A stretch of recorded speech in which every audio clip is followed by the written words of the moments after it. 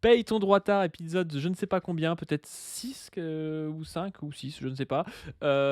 C'est parti, on va parler avec, Docteur Zoé de, Le Guise et Oseille TV dans un featuring. Alors, c'est Docteur Zoé qui me propose ce Paye ton droit tard, parce que, bah, voilà, c'était à elle, donc je ne savais pas du tout avant d'ouvrir, le Google Doc que c'était sur Le Guise feat. Oseille TV. Donc est-ce que tu peux nous parler de tout ça, s'il te plaît?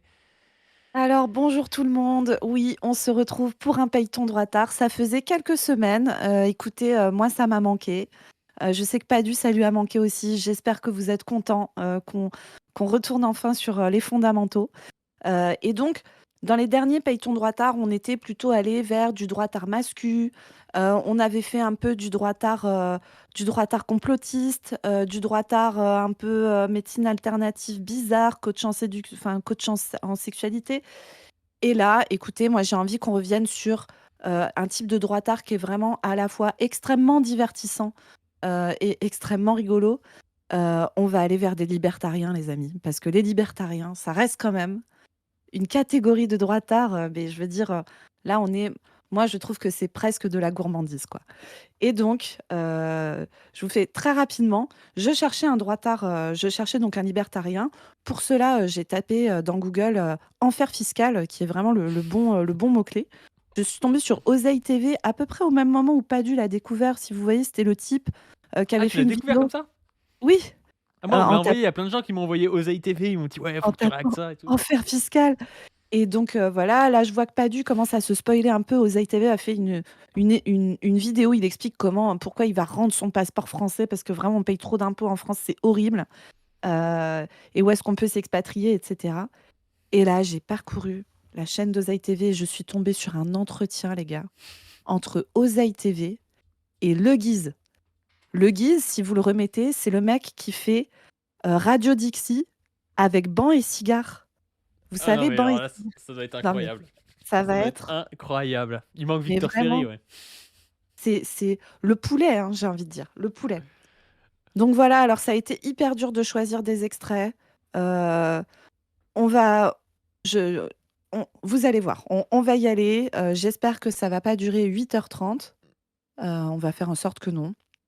Et puis, ben, écoutez, on va plonger dans le monde merveilleux des libertariens. Ça va être, incroyable.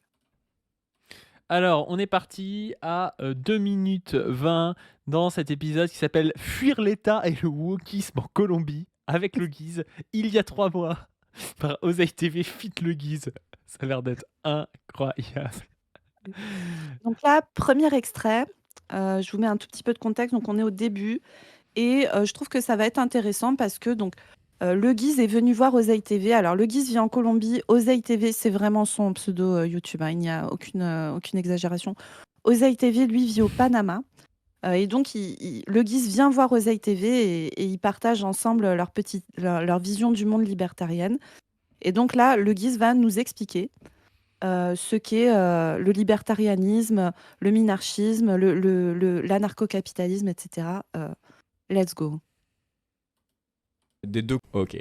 Bah justement, pour planter un petit peu le décor, est-ce que tu peux nous parler des deux courants dans le libertarianisme, ce que tu défends? Toi, tu es minarchiste, mais il y a également l'anarcho-capitalisme. Est-ce que tu peux juste un petit peu mettre ça en contexte? Comme ça, les gens comprendront mieux de quoi on va parler par la suite. Ah bah parfait. Donc libertarianisme de manière générale, comme je te le disais, c'est la défense de la propriété privée. La propriété privée, c'est assez large, hein. Attends, c'est une IA? Et pourquoi il parle comme ça? Pourquoi il a cette dégaine-là? Il ressemble pas à ça d'habitude, il a pas une voix Alors, basse comme ça et tout? Il s'est je passé ne quoi? sais On pas. croirait une IA Tchad de Le Guise, il y a un gros problème.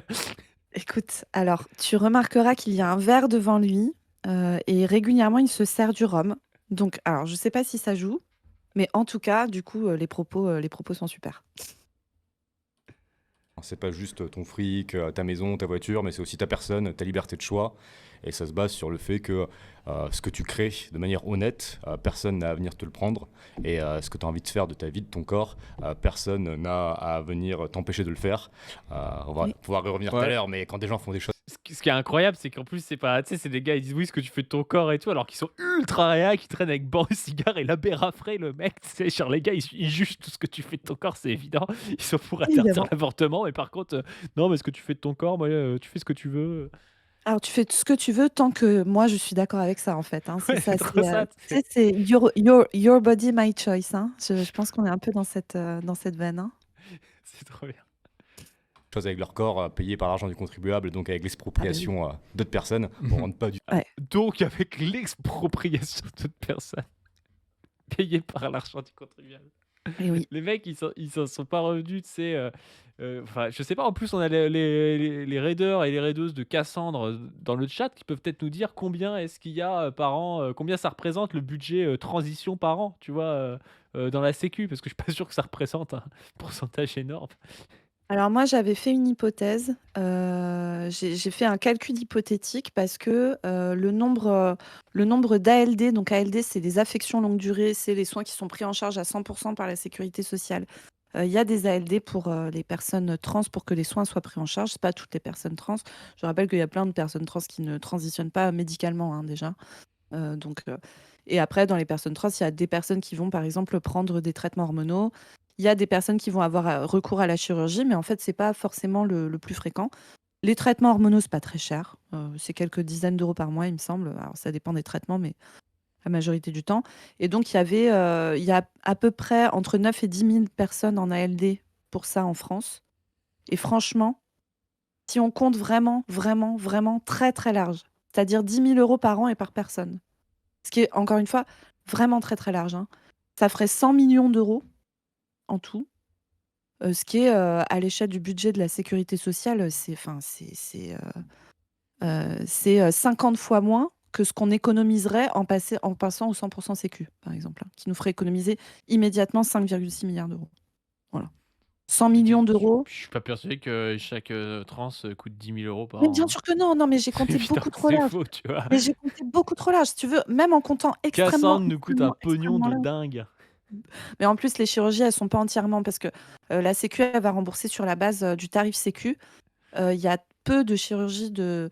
Alors, ça dépend de quoi on parle. Est-ce qu'on parle de mastectomie, c'est-à-dire enfin, de mammectomie, c'est-à-dire de retirer la poitrine? Est-ce qu'on parle de chirurgie génitale, etc. Tout ça va pas être pareil. Est-ce qu'on parle de laser, par exemple, pour retirer des poils? Enfin voilà, tout ça n'est pas du tout des mêmes budgets. Mais la majorité des chirurgies, elles sont pas en secteur 1, c'est-à-dire qu'il y a un dépassement d'honoraires dessus. Et donc, la Sécu ne prend pas en charge le dépassement d'honoraires. En général, c'est à la charge des patients. Et dans les chirurgies qui sont en secteur 1, de ce que je sais, les personnes dans le chat qui connaissent ça pourront peut-être confirmer, mais tout n'est pas de la même, on va dire, qualité en termes de résultats. Et parfois, il y a des temps d'attente qui sont monstrueux pour avoir accès à ces chirurgies sans dépassement d'honoraires. Ils sont peu nombreux en France. du tout dans le libertarianisme, évidemment. Et il y a deux grands courants du libertarianisme. Certains diront que c'est l'extrême droite économique, en fait. C'est ultra, ultra libéral d'un point de vue économique. Mais comme je te disais, ça ne se résume pas juste à l'économie. Il y a aussi beaucoup de principes sur la liberté de choix, la propriété de son corps. Et deux grands courants. Le premier est minarchiste. C'est très très. Moi, je trouve que c'est hyper intéressant le libertarianisme parce que c'est Ouais. vraiment la pensée, la pensée bourgeoise, c'est-à-dire de gogo bourgeois. Je suis un individu, je suis libre face à tout et tout est pensé en termes de marché, de propriété et de liberté individuelle, tu vois. Il y a Mm. aucune notion de collectivité, aucune notion de structure, Oui. aucune notion, tu vois, de quoi que ce soit qui entraverait la liberté d'entreprendre et la liberté d'acheter, tu vois. C'est exactement ça. C'est vraiment des visions, mais tu vas voir, quand on va avancer, on va pouvoir développer.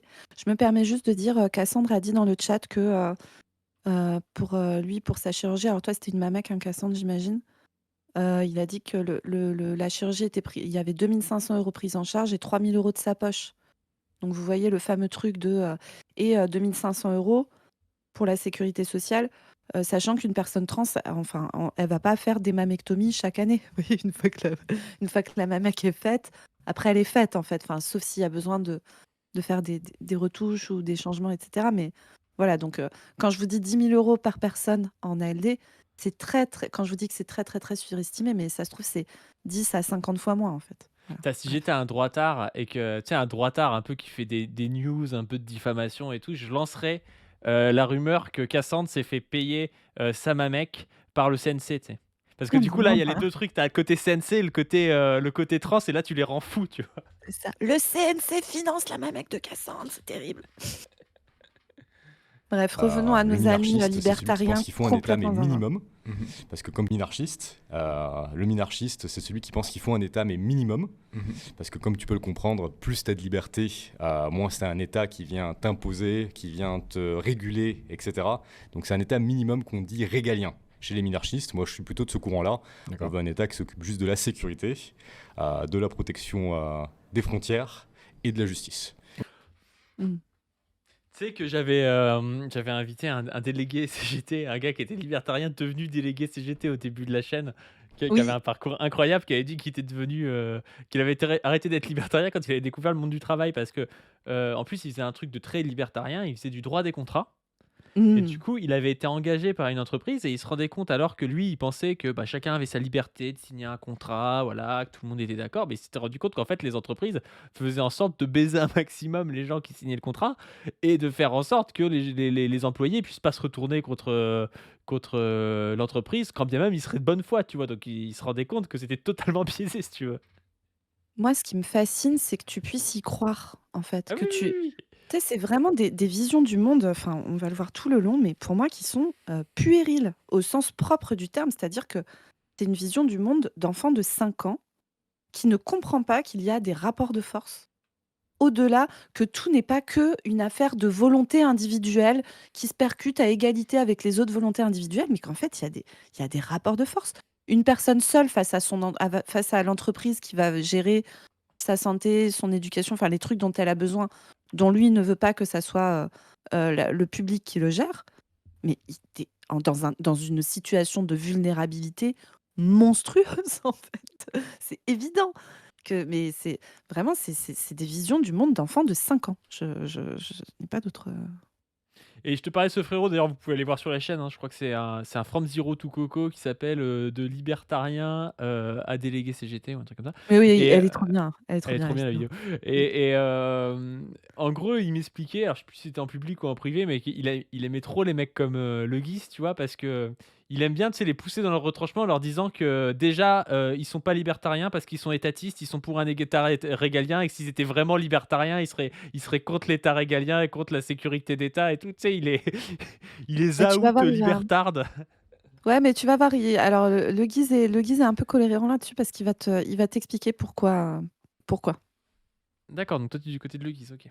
Bien sûr, voilà, moi je suis fan de Le Guise, hein. C'est vraiment Ok. Et il a mon camp il a idéologique.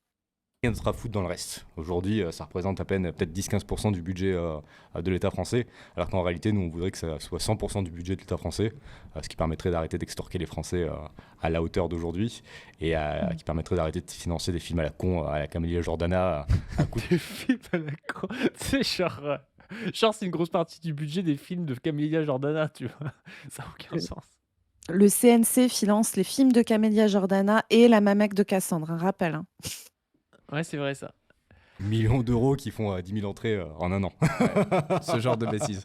Et Exactement. est-ce qu'il y a des grands noms du minarchisme vivant actuel, là, des gens qui supportent ce courant? Je ne sais pas s'il y en a quelques-uns. Il me semble Charles Gave, possiblement. Charles Gave se dit minarchiste. Ok. Après, tu sais, comme dans toutes les théories économiques politiques, il y a des détracteurs qui vont dire qu'il n'est pas vraiment minarchiste. Mhm. Mais en réalité, moi, je pense que Charles Gave l'est parce que ce qui va différencier un minarchiste de quelqu'un libéral plus classique, plus étatiste, ça va être le fait de ne pas vouloir que la monnaie soit contrôlée par l'État. Mhm. Et Charles Gave, récemment, s'est positionné sur le fait que la monnaie ne devait absolument pas être contrôlée par l'État. Pour Donc, avoir une souveraineté totale, bien sûr. ouais, c'est ça. Mais c'est très intéressant parce que moi je trouve que leur truc ça fait vraiment délire identitaire d'ado. Oui, moi je suis minarchiste, moi je suis machin et tout. Et tu sais, c'est des courants politiques qui ne représentent aucun pouvoir. Enfin, il n'y a aucun parti politique qui se revendique de leur truc. Enfin, vraiment, c'est. Mais t'as un peu ça des fois à l'extrême gauche. T'arrives et t'as des mecs Ah. qui te parlent, mais tu sais, de courants communistes où t'as littéralement 5 personnes en France qui se revendiquent ça. de ça, et eux ils se revendiquent. Et souvent, c'est des gens qui sont restés jeunes, tu sais, qui recherchent partout, qui sont fous avec l'héritage de tel penseur ou je sais pas quoi. Et eux, pour moi, c'est l'équivalent à droite, quoi. C'est des gauchistes de droite, quoi. Ah ouais, Et Charles d'ailleurs, Gave, ils tu sont. connais un peu? Ah oui, bien sûr, je connais Charles Gave. C'est Ouais, un espèce de vieux climato-sceptique c'est ça. qui est ultra libertarien, ouais.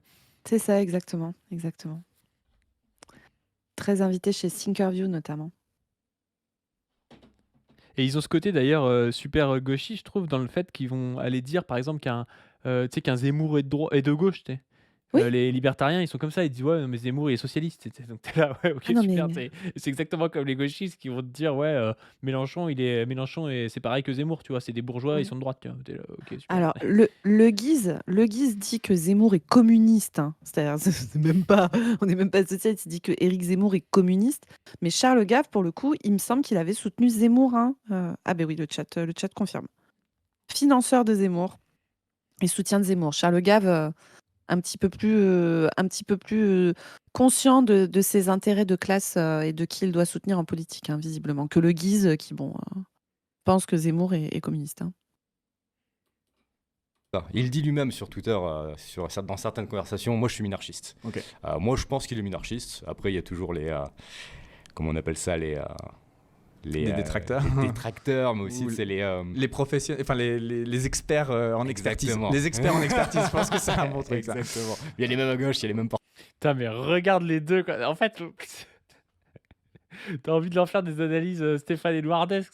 T'as deux gars exilés fiscales, aucune racine, aucune famille, aucun ami qui sont là juste pour essayer de gagner de l'argent sur Internet en se montant des théories sur la comète comme quoi la société serait un grand marché avec des contrats entre les gens. Tu vois, c'est comme ça qu'ils pensent.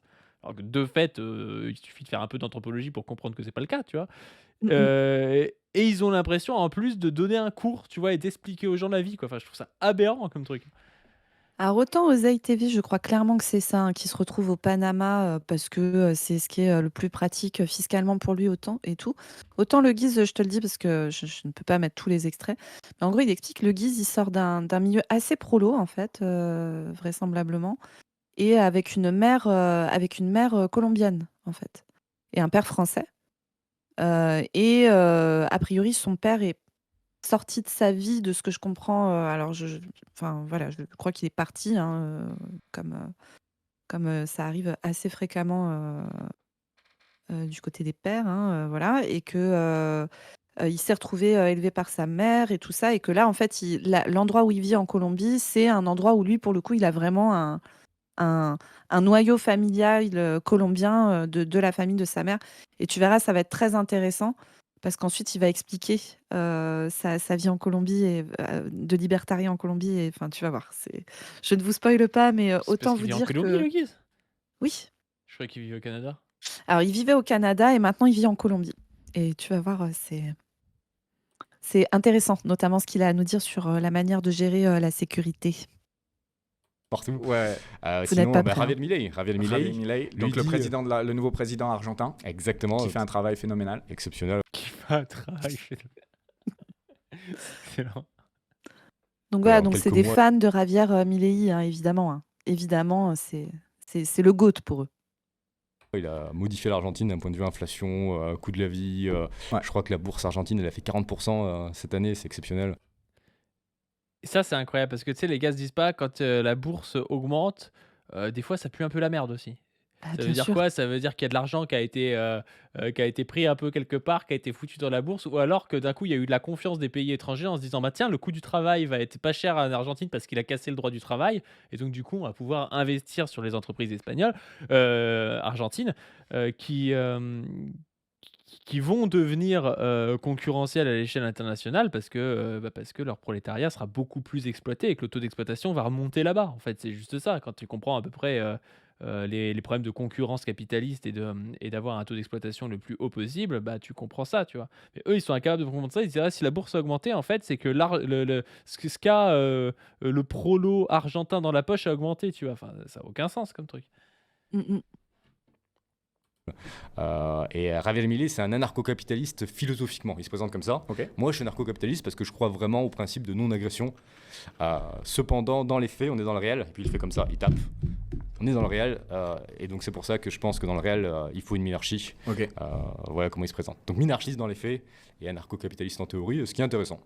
Et ok. Autant les anarcho-capitalistes que les minarchistes pensent que l'État c'est de la merde. Mais les minarchistes pensent que c'est un mal nécessaire. Justement, c'était la question qui suivait. C'est est-ce que tu peux nous parler un peu de la distinction, comment se différencie Mais ça aurait été intéressant qu'il développe un peu plus ce qu'il entend par État, tu vois, parce que l'État, et même à gauche, hein, c'est quelque chose déjà qui est pas facile à définir. Tu as des C'est gens, un quand ils concept leur parlent hyper d'État, dur. C'est un tu vois, concept hyper dur, l'État, en tu vrai. as des gens quand ils parlent d'État, tu as l'impression qu'ils parlent de l'administration des choses. Oui. Et tu sais, quand tu leur dis, bah, dans le communisme, il peut ne pas y avoir d'État, tu vois, dans un système, dans Mmh. une société, tu vois. Ils disent, ah oui, mais comment est-ce qu'on planifie sans État? C'est comme si le fait de planifier, c'était le fait de l'État. Pas forcément, ça dépend encore une fois de la définition que tu as de l'État, tu vois. Et ça aurait été intéressant qu'ils nous donnent la sienne, parce que tu peux pas dire, moi, je suis pour un État, et puis en fait c'est quoi? Il est pour une police? Mmh. Est-ce qu'il est pour un parlement? Est-ce qu'il est pour pas de parlement? Il est pour quoi? Alors tu vas voir, il va expliquer Justement un les petit peu. anarcho-capitalistes, puisque bon, ils sont dans la même mouvance, dans le libertarianisme, mais il y a des différences. Quelles sont les différences avec les minarchistes? Exactement, parce que j'ai abordé que les minarchistes, c'est vrai. Ouais. Donc les anarcho-capitalistes, ça va être ceux qui pensent qu'il ne faut pas d'État du tout. Comme je vous disais juste avant, minarchiste, État minimum mal nécessaire qui s'occupe du principal. Sécurité, frontières, justice, rien d'autre. Anarcho-capitaliste, pas d'État du tout. Et toutes ces questions-là sont gérées par le privé. Par le privé. Donc par exemple, tu as une sécurité privée. Tu payes pour avoir accès à une sécurité privée. Dépendamment. Je comprends pas pourquoi est-ce que.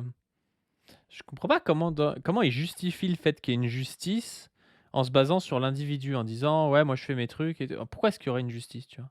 Pourquoi est-ce que quelqu'un irait imposer aux guises, contre sa volonté, le fait de faire une peine, tu vois, si lui il considère qu'il a pas fauté, tu vois? Je sais pas comment ils arrivent à le penser, cette chose-là. Ce serait intéressant à voir, tu vois?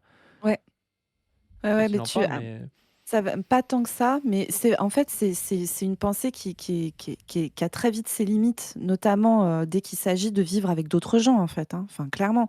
Parce que lui, ce qu'il dit, c'est en gros, si on se base sur un principe de respect de la propriété privée et qu'on laisse ensuite les gens faire exactement ce qu'ils veulent, ça va s'autoréguler et du coup, dans ce contexte-là, le rôle de la justice est quasiment que de faire respecter la propriété privée de chacun. Et il me semble que dans l'expérience libertarienne que tu avais traitée en vidéo avec Antoine Goya, c'est cette expérience aux États-Unis. oui, qui termine En avec fait, des ours, là. ouais, et en fait, les mecs, du coup, de ce que je comprends, se font des procès tout le temps. C'est ça, hein? Ah Ils bah se oui, font des oui, procès en oui. permanence. Les mecs se faisaient des procès en permanence, et puis parce que, en fait, c'est toujours, c'est des gens qui pensent à partir d'une feuille blanche, parce que justement, ils sont pas dans le réel, ils sont un peu, tu sais, comme quand tu as 15 ans, tu te dis quelle serait la bonne société, et tu pars d'une feuille blanche, tu te dis tiens, on pourrait faire ça, ça, ça, ça, ça. Au lieu de prendre en compte comme nous on fait, parce qu'on est matérialiste, se dire bah, la société est comme ça, elle évolue comme ça, il y a des rapports de force, il y a tel groupe social qui veut faire ça. Non, eux ils disent comment est-ce que ça devrait être. La seule chose dont je suis sûr, c'est que moi j'existe, c'est un pensée un peu bourgeoise, individualiste. Et à partir de moi, comment est-ce que j'établis une société qui me convient? C'est comme ça qu'ils pensent, en fait, tu vois? Mmh mh. Et du coup, ben, cette société-là, elle est facile dans un premier temps. Tu te dis: «Ben, tiens, peut y avoir des propriétés privées, on divise le territoire comme ci, comme ça». Haïti n'est pas comme ça, tu vois? Mais eux, ils se disent: «Ben, au début, on peut s'installer, prendre chacun un bout de terre», tu vois? Sauf qu'en fait, si tu mets leur pensée dans la temporalité, tu vois? Si tu mets leur pensée sur des générations et des générations avec, certaines personnes qui vont avoir plusieurs enfants, d'autres non. Donc tu vas avoir une concentration de certains capitaux sur, les gens qui ont moins d'enfants, évidemment, tu vois? Tu vas avoir, des gens qui vont peut-être travailler pour d'autres, tomber malade, tu vois? Bah, quand tu vas tomber Mmh. malade, tu vas plus pouvoir travailler, donc tu vas faire faillite, tu vas devoir peut-être vendre ton capital et tout, et puis à la fin, tu tombes dans, ce que montre d'ailleurs, Marx puis Lénine. C'est-à-dire que le capitalisme, si tu le laisses comme ça aller, il aboutit à des énormes monopoles, en fait. Et ces monopoles, du coup, ça aboutit, si tu suis leur idée, en fait, à des espèces de gars qui vont avoir une propriété privée inattaquable, limite qui vont employer des milices privées, tu vois? Qui vont pouvoir, tordre le bras au libre marché que eux appellent de leur vœu. Parce que eux ils sont pour le marché, mais si tu laisses aller leur système pendant, il y a des gars qui ont essayé de le faire dans une ville, ça a tenu 5 ans, tu vois? 5 ans avant qu'ils se fassent bouffer par des ours, tu vois? C'est quand même pas top, mais si tu fais à l'échelle d'un territoire, tu pourrais dire peut-être quelques dizaines d'années et tout, bah, tu aboutis à quelques personnes qui ont un monopole énorme et qui vont venir tordre le bras aux autres, fausser le marché, et puis au pire les foutre en esclavage, tu vois? Voire les tuer, tu vois? Et jamais c'est pensé comme ça, parce que c'est des gens qui pensent pas dans la temporalité et qui pensent à partir d'une feuille blanche. Ils se disent: «Bah, tiens, on pourrait répartir et puis tout le monde serait heureux avec son petit lopin de terre», tu vois? C'est vraiment une Robinsonade, si tu veux. C'est un Exactement. truc, romancé dans leur tête. C'est l'imagination, c'est l'imagination de la bourgeoisie. Alors, je dis pas forcément que lui est bourgeois, en plus, on n'en sait rien, tu vois, mais par contre, ce qu'il véhicule comme idée, c'est ça, quoi. Tu peux être matrixé sans être même, il peut être enfant de prolo et avoir une idéologie bourgeoise, ça n'a rien à voir. Mmh. Et c'est comme Comme une ça que tu te femme peut retrouves être avec. misogyne. Exactement. Et c'est comme ça que tu te retrouves, je sais pas si tu te souviens, mais avec Baptiste Marchais, qui explique que le commerce, en fait, quand on laisse le libre marché du commerce, bah, ça se passe comme au Moyen Âge, quand le forgeron il fabriquait son épée. Bah, tu prends du métal, tu fabriques ton épée, et puis tu vends ton épée, et il n'y a pas de taxes, etc. Et du coup, tout se régule, les gens viennent t'acheter ton épée et tout, mais c'est complètement oublié le fait que si toi, demain, tu décides de fabriquer des épées tout seul dans ton garage, jamais tu ne pourras rivaliser avec une entreprise d'une taille monstrueuse comme il existe forcément, quoi. Enfin, c'est vraiment, encore une fois, des visions extrêmement naïves, quoi, du monde et des choses. Extrêmement, je sais pas comment dire, Bah, incultes aussi, quoi. c'est des visions d'enfant, c'est-à-dire que Oui, tout est pensé par rapport à lui, ce qu'il aimerait bien, tu vois? exactement. C'est-à-dire qu'il fait abstraction du monde, il se dit: «Ah ouais, mais ce serait bien que chacun puisse faire ce qu'il veut et puis en fait, du coup, on se répartit un peu et chacun a sa propriété et ça va aller», tu vois? Mhm, C'est vraiment ça, quoi. mhm, carrément. Allez, Vraiment du Guillermo, contexte dans lequel tu raconte-nous. évolues. Tu peux vivre dans une résidence qui t'offre un service de sécurité privée. Tu peux vivre tout seul au milieu de la montagne et contracter un service de sécurité privée avec une entreprise. En fait, eux, Et dans le... Ah, Je ne contracte pas, c'est un peu ça le Oui, contracter. oui. non, Mhm. juste, j'étais en train de penser, je pense que c'est plus facile de scaler le minarchisme que l'anarcho-capitalisme. En fait, De l'anarcho-capitalisme, scaler, ah putain, c'est vrai que lui, c'est un peu le start-upper. Lui, il est en voie de, il est en voie de libertarianisation d'extrême droite, alors que l'autre, il y est déjà depuis longtemps, tu vois. Exactement. il va être plus facile à exécuter sur des petites villes, en gros des micro-cités. Je pense qu'à grande échelle, c'est plus facile de mettre en place du minarchisme, non? Oui, je suis d'accord avec toi. Pour moi, et Non, mais il a une voix. Attends, il vient de se servir à Rome, là. Il Mais a oui. changé, hein. Non, mais tu vas voir, alors, j'ai pas compté le nombre de roms dans la vidéo, mais c'est, ça y va. je suis désolé pour les anarcho-capitalistes qui vont nous écouter. J'ai beaucoup de respect pour vous parce que j'adore vos principes, mais dans le réel, je pense que l'anarcho-capitalisme, c'est quelque chose qui se rapproche d'une utopie. Je sais que c'est un mot qui fait pas plaisir. Alors que le Ah minarchisme, non. bon? Alors que le Ah minarchisme, ça va. bon? Ah bah alors que le minarchisme, par contre, ça se joue facile, hein. Ça se joue facile. À entendre. Mais je pense que c'est la manière la plus claire de dire ça. Pour moi, une société anarcho-capitaliste sans aucun État minimum qui vient s'assurer de protéger vos libertés avec une constitution qui s'assure qu'on va pas retourner vers du putain de socialisme de merde, Et voilà. c'est vraiment important parce qu'à la base, on est anarcho-capitaliste. L'être Mhm. humain, C'est incroyable. Tu vois, c'est aussi ça, c'est basé sur une pensée. Enfin, il pense que l'anthropologie montrerait que l'être humain est anarcho-capitaliste, C'est qui est ça, pour le coup absolument faux. c'est C'est-à-dire, ça. qu'est-ce que montre l'anthropologie si ce n'est que le groupe de primates, anthropoïdes, humanoïdes précède l'individu, tu vois. C'est vraiment, mais tu lis n'importe quel anthropologue moderne, il te dit ça, tu vois. Il te dit jamais, il y avait des individus et puis les individus ont contracté pour créer un groupe anthropoïde, un groupe d'hominidés, ce que tu veux. Ça ne se passe pas comme ça, en fait, tu vois. Il Mhm. y a un groupe, il y a une praxis de ce groupe qui va, au fur et à mesure, créer une espèce de division dans le groupe et qui va créer aussi une intériorisation de la pratique du groupe dans l'individu, tu vois? C'est pas, le groupe qui est à l'image de l'individu. C'est tout le problème de la pensée bourgeoise d'ailleurs, c'est de toujours penser que, le genre humain, heu, c'est un peu un super individu, tu vois? Que c'est un peu l'essence de l'individu. En fait, c'est presque l'inverse, si tu veux. Mhm. Exactement. Et- quand il arrive sur Terre, il est anarcho-capitaliste. Il n'y a, pas Mhm. de- il y a pas d'État, il n'y a pas quoi que ce soit. Mhm. Pourtant, toutes les putains de sociétés sont ultra-socialistes de plus en plus. Ouais. C'est vraiment rare les pays libéraux. Et il n'y en a aucun qui est réellement minarchiste. C'était Si tu veux, ouais, c'est ça, le gars se dit: «La nature, c'est d'être, anarcho-capitaliste à la base», tu Mhm. vois? Tout le C'est monde est ça. devenu socialiste. On sait pas trop pourquoi, on sait pas trop comment. Il y a une dégénérescence comme ça, Alors, je sais Adam pas et Ève s'il sont tombés du jardin d'Éden, tu vois? Ils sont ouais. devenus, communistes, tu vois? Et puis au fur Je et sais à pas mesure, s'il ils le vont dit là. redevenir, minarchistes si ça se passe bien, quoi. C'est ça. Et je sais pas s'il le dit là, mais lui, en fait, il parle du socialisme comme, enfin, du marxisme comme d'un virus. Il utilise vraiment le terme de virus. Il dit le virus Il est marxiste. comme les gauchistes. Il est comme les Ouais, gauchistes. Les gauchistes, ils voient le fascisme comme un virus. C'est t'as parlé à un tel et lui une fois il a parlé à un tel et donc en fait t'es peut-être tu vois il y a ce côté-là tu vois ce côté de la maladie tu vois qui toucherait les esprits tu vois ce serait pas un processus matériel de la bourgeoisie en crise qui s'appuie sur des franges petites bourgeoises et tout comme nous on pense tu vois non ce Mhm. serait comme ça tu sais un truc discursif qui fait que tu pourrais attraper le virus fasciste. Et ben, lui c'est pareil. Lui, il pense que les gens, ils deviennent communistes par l'espèce de virus socialiste, quoi. C'est totalement aberrant, quoi. Exactement, un truc qui s'implémente dans ton cerveau, qui pénètre à l'intérieur de ton organisme et qui après se développe contre ton intérêt propre, quoi. C'est vraiment. Et je précise pour les spectateurs qui connaissent pas, mais Padu, il utilise le terme gauchiste au sens léniniste du terme, hein. C'est pas les gens de gauche en règle générale. Ah bah C'est oui, oui, le oui. gauchisme. Bah, en fait, j'utilise dans les deux sens des fois, mais quand je dis comme ça, c'est juste, je veux renvoyer le truc. On dit pas trop droitiste, tu vois, et c'est pas juste quand on utilise le terme droitardé, des fois, c'est un truc trop large. Là, ce que je veux dire, c'est qu'il est un peu extrémiste dans sa position droitarde, et il en devient aussi un peu idéaliste, quoi. C'est ça. Et ça parlait aussi de Patrick Thor dans le chat.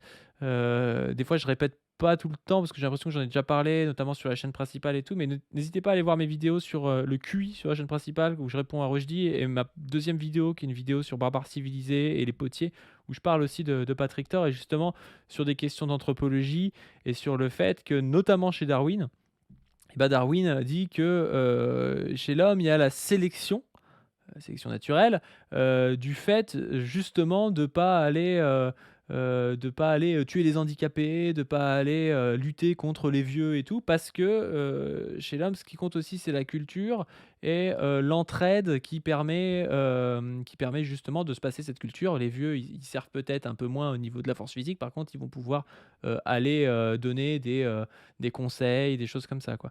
Alors que ces gens-là pensent justement le monde comme un darwinisme social qui n'a rien de darwinien. C'est-à-dire que le darwinisme social, c'est pas la pensée de Darwin, c'est l'espèce de reprise de la pensée de Darwin par des philosophes libéraux et individualistes qui pensent le monde humain sur le modèle de la sélection naturelle darwinienne dont Darwin lui-même disait que ça ne s'appliquait pas à l'homme. Enfin, que ça ne Mm, s'appliquait pas à l'homme de cette manière-là. Évidemment que la sélection naturelle continue d'exister avec l'être humain, mais chez l'être humain, il y a des choses qui dépassent un petit peu cette sélection entre guillemets, quoi. mm. C'est une des Actuellement. questions que je voulais te poser. Est-ce qu'il y a des exemples concrets de pays anarcho-capitalistes ou minarchistes actuels ou dans le passé, si tu as des exemples que tu pourrais donner? Ah oui, alors là, Bah bon. oui, je vais te dire ça tout de suite. Je veux juste Euh, préciser un petit point Vas-y, important. je te laisse. Très, Désolé. très Ouais, rapidement, attends, c'est juste pour cette moi en petite fait. partie-là. Ouais. Attends, écoute juste cette petite partie-là, puis À après la les base, exemples, on on passera est à autre chose. anarcho-capitaliste. Ouais. Et on se rend compte que s'il n'y a pas un mur de contention, l'être humain va rapidement vers le socialisme. Le virus marxiste, il peut être facile. Attends, il est minarchiste pour empêcher les anarcho-capitalistes d'aller vers le socialisme, c'est ça la tech? Non, non, en fait, ce qu'il explique, c'est qu'à la base, tout le monde est anarchiste. Lui, il est minarchiste. Oui, c'est un peu ça. Ça a aucun Lui, sens, putain. lui, il est minarchiste. Et en fait, à la base, tout le monde est anarcho-capitaliste, mais la tendance naturelle des sociétés est de se faire prendre par le virus du marxisme. Tu vas voir. Mais le type est complètement zinzin, hein. Oui, oui. Ah oui, c'est vrai que pour ce gars-là, c'est sûr que si Zemmour et Macron ils sont marxistes, forcément, Oui. tu vois. Oui. Facilement intégré dans le cerveau de beaucoup de Il se sociétés. propage bien. Donc le minarchisme se positionne avec une constitution forte qui empêche le socialisme de revenir. On pourra reparler de la démocratie si tu veux par la suite, mais pour donner des... Qui empêche le socialisme de revenir, quoi. Mais Oui. si c'est une pente naturelle de l'homme, pourquoi est-ce qu'il est contre? Je comprends pas, tu vois. Il dit à la fois l'anarcho-capitaliste c'est naturel, mais à la fois la pente naturelle de l'homme. Si tu mets pas un État avec des types qui l'empêchent de devenir ce qu'il voudrait être, il va devenir Mhm. communiste, tu vois. Enfin, ça n'a aucun sens. Exactement. Ensuite, donc tu là, m'avais mis d'autres donc, timecodes, je crois. c'est ça. Donc 41 là, c'était la minutes fin. 55. Ouais. Donc là, alors. Donc là, en gros, voilà. Donc il nous a fait une petite présentation et tout. Alors, je vous ai passé toute une partie où en fait, il raconte un peu son parcours. Il explique que voilà, qu'il décide de partir au Canada parce qu'il a des opportunités, etc., etc. Bref, il explique les avantages, les inconvénients, l'impôt c'est du vol. Bref, voilà, tout un tas de trucs comme ça. Et là, on va arriver à un petit moment, un petit extrait qui dure 1 minute 30. Où il nous explique que maintenant il vit en Colombie. Donc là, je vous partage une petite partie de sa vie perso parce qu'il le fait lui. Donc il vit en Colombie avec sa compagne et il a une petite fille qui a 13 mois au moment de l'interview, dans une zone très reculée de la Colombie, de ce que je comprends. Et donc là, il va nous expliquer en quoi la Colombie est un paradis anarcho-capitaliste. Let's go. Contrôle tout. Genre aujourd'hui, l'État français, il a ses tentacules partout. L'État canadien, il a ses tentacules partout. Le fisc français, il peut venir te chercher partout. Tout est contrôlé partout. Ce qui est beau dans les pays d'Amérique du Sud, et même dans certains pays d'Afrique, même si culturellement ça ne me correspond pas, mais Ou c'est que... d'Asie encore aussi. Ou d'Asie aussi, ouais, c'est que Mm. l'État n'est pas présent. Par exemple, 40% de l'économie colombienne est informelle. 40% de la création de richesse en Colombie n'est pas déclarée à l'État. Tu vois ce que je veux dire? L'État n'a pas cette capacité de venir tout contrôler. Donc ça, c'est cool. Ouais, d'accord. Bon, Attends. il y va pour faire du black, ok. Ouais. Il n'a pas non plus cette Attends, tu vas voir. capacité. C'est pas uniquement technique. C'est parce qu'aussi en Colombie, il y a beaucoup C'est de. culturel aussi. C'est culturel, mais il y a aussi beaucoup d'entreprises privées, de gangs privés et tout ça, qui font un bon rapport de force à l'État, tu vois. Le mec, il est trop content, il y a des narcotrafiquants et tout, des milices ça. armées, il est trop content. Exactement. C'est pour ça qu'ils kiffent ça, les libertariens. Ils veulent qu'il y ait des narcotrafiquants avec des milices armées pour pouvoir tuer les ours, tu vois. C'est le projet, quoi. Ouais, c'est ça. Je te jure, quand j'écoutais ça, il y est avec son petit bébé. Hein. Enfin, moi, bon, bref. Le gars, il préfère qu'il y ait des milices et des gangs de narcotrafiquants, tu vois, plutôt que d'avoir Mhm. l'État français, tu vois. Exactement. Donc ça dépend de chacun, mais on va dire que la Colombie, c'est un peu un espèce de paradis anarcho-capitaliste dans le sens où il y a plein de régions qui sont pas contrôlées par l'État et les choses se font naturellement sans que l'État vienne te casser les couilles. T'achètes ton permis de conduire, t'as pas obligé de le passer parce que l'État te demande de faire 50 heures de conduite alors que tu sais déjà conduire, donc tu l'achètes et tu l'as. T'as envie d'avoir Je sais pas trop pourquoi. des guns, même si l'État veut pas que t'en aies, tu peux en avoir. C'est un pays en fait où il y a plein de Ouais. règles, mais personne ne les Il a respecte. parlé C'est de ce que gun. j'allais Hein. dire. C'est en fait ce que les gens Non, mais c'est le délire. Hein. ont Ouais. parfois du mal à comprendre, ceux qui ont vécu uniquement en Occident, c'est que dans ce type de pays, il y a ce qui est écrit sur le papier et il y a ce qui se passe dans la vie. Non, mais les mecs, ouais, ils sont pro-corruption en fait. C'est les Ça gars, les ils fait t'attirent, trop kiffer. c'est trop bien. Ça les fait trop kiffer. Et du coup, tu vois, Ah, c'est les les vieux mêmes mecs français de merde qui viennent faire une start-up pour dans des pays où ils vont corrompre des gars, quoi. Ils sont trop contents, tu vois. Donc, c'est les mêmes mecs qui t'expliquent que quand tu laisses tous les gens libres d'entreprendre, de faire des choses, etc., tout va bien. Mais qu'en fait, en réalité, tu as des mecs qui ont des guns. En fait, globalement, enfin, je sais pas, moi, le rapport de force entre un mec qui a un gun et un mec qui a pas de gun, le rapport de force, c'est pas hyper équilibré en général. Et alors, attends, est-ce qu'on est au bout du timecode là que je t'avais donné ou pas?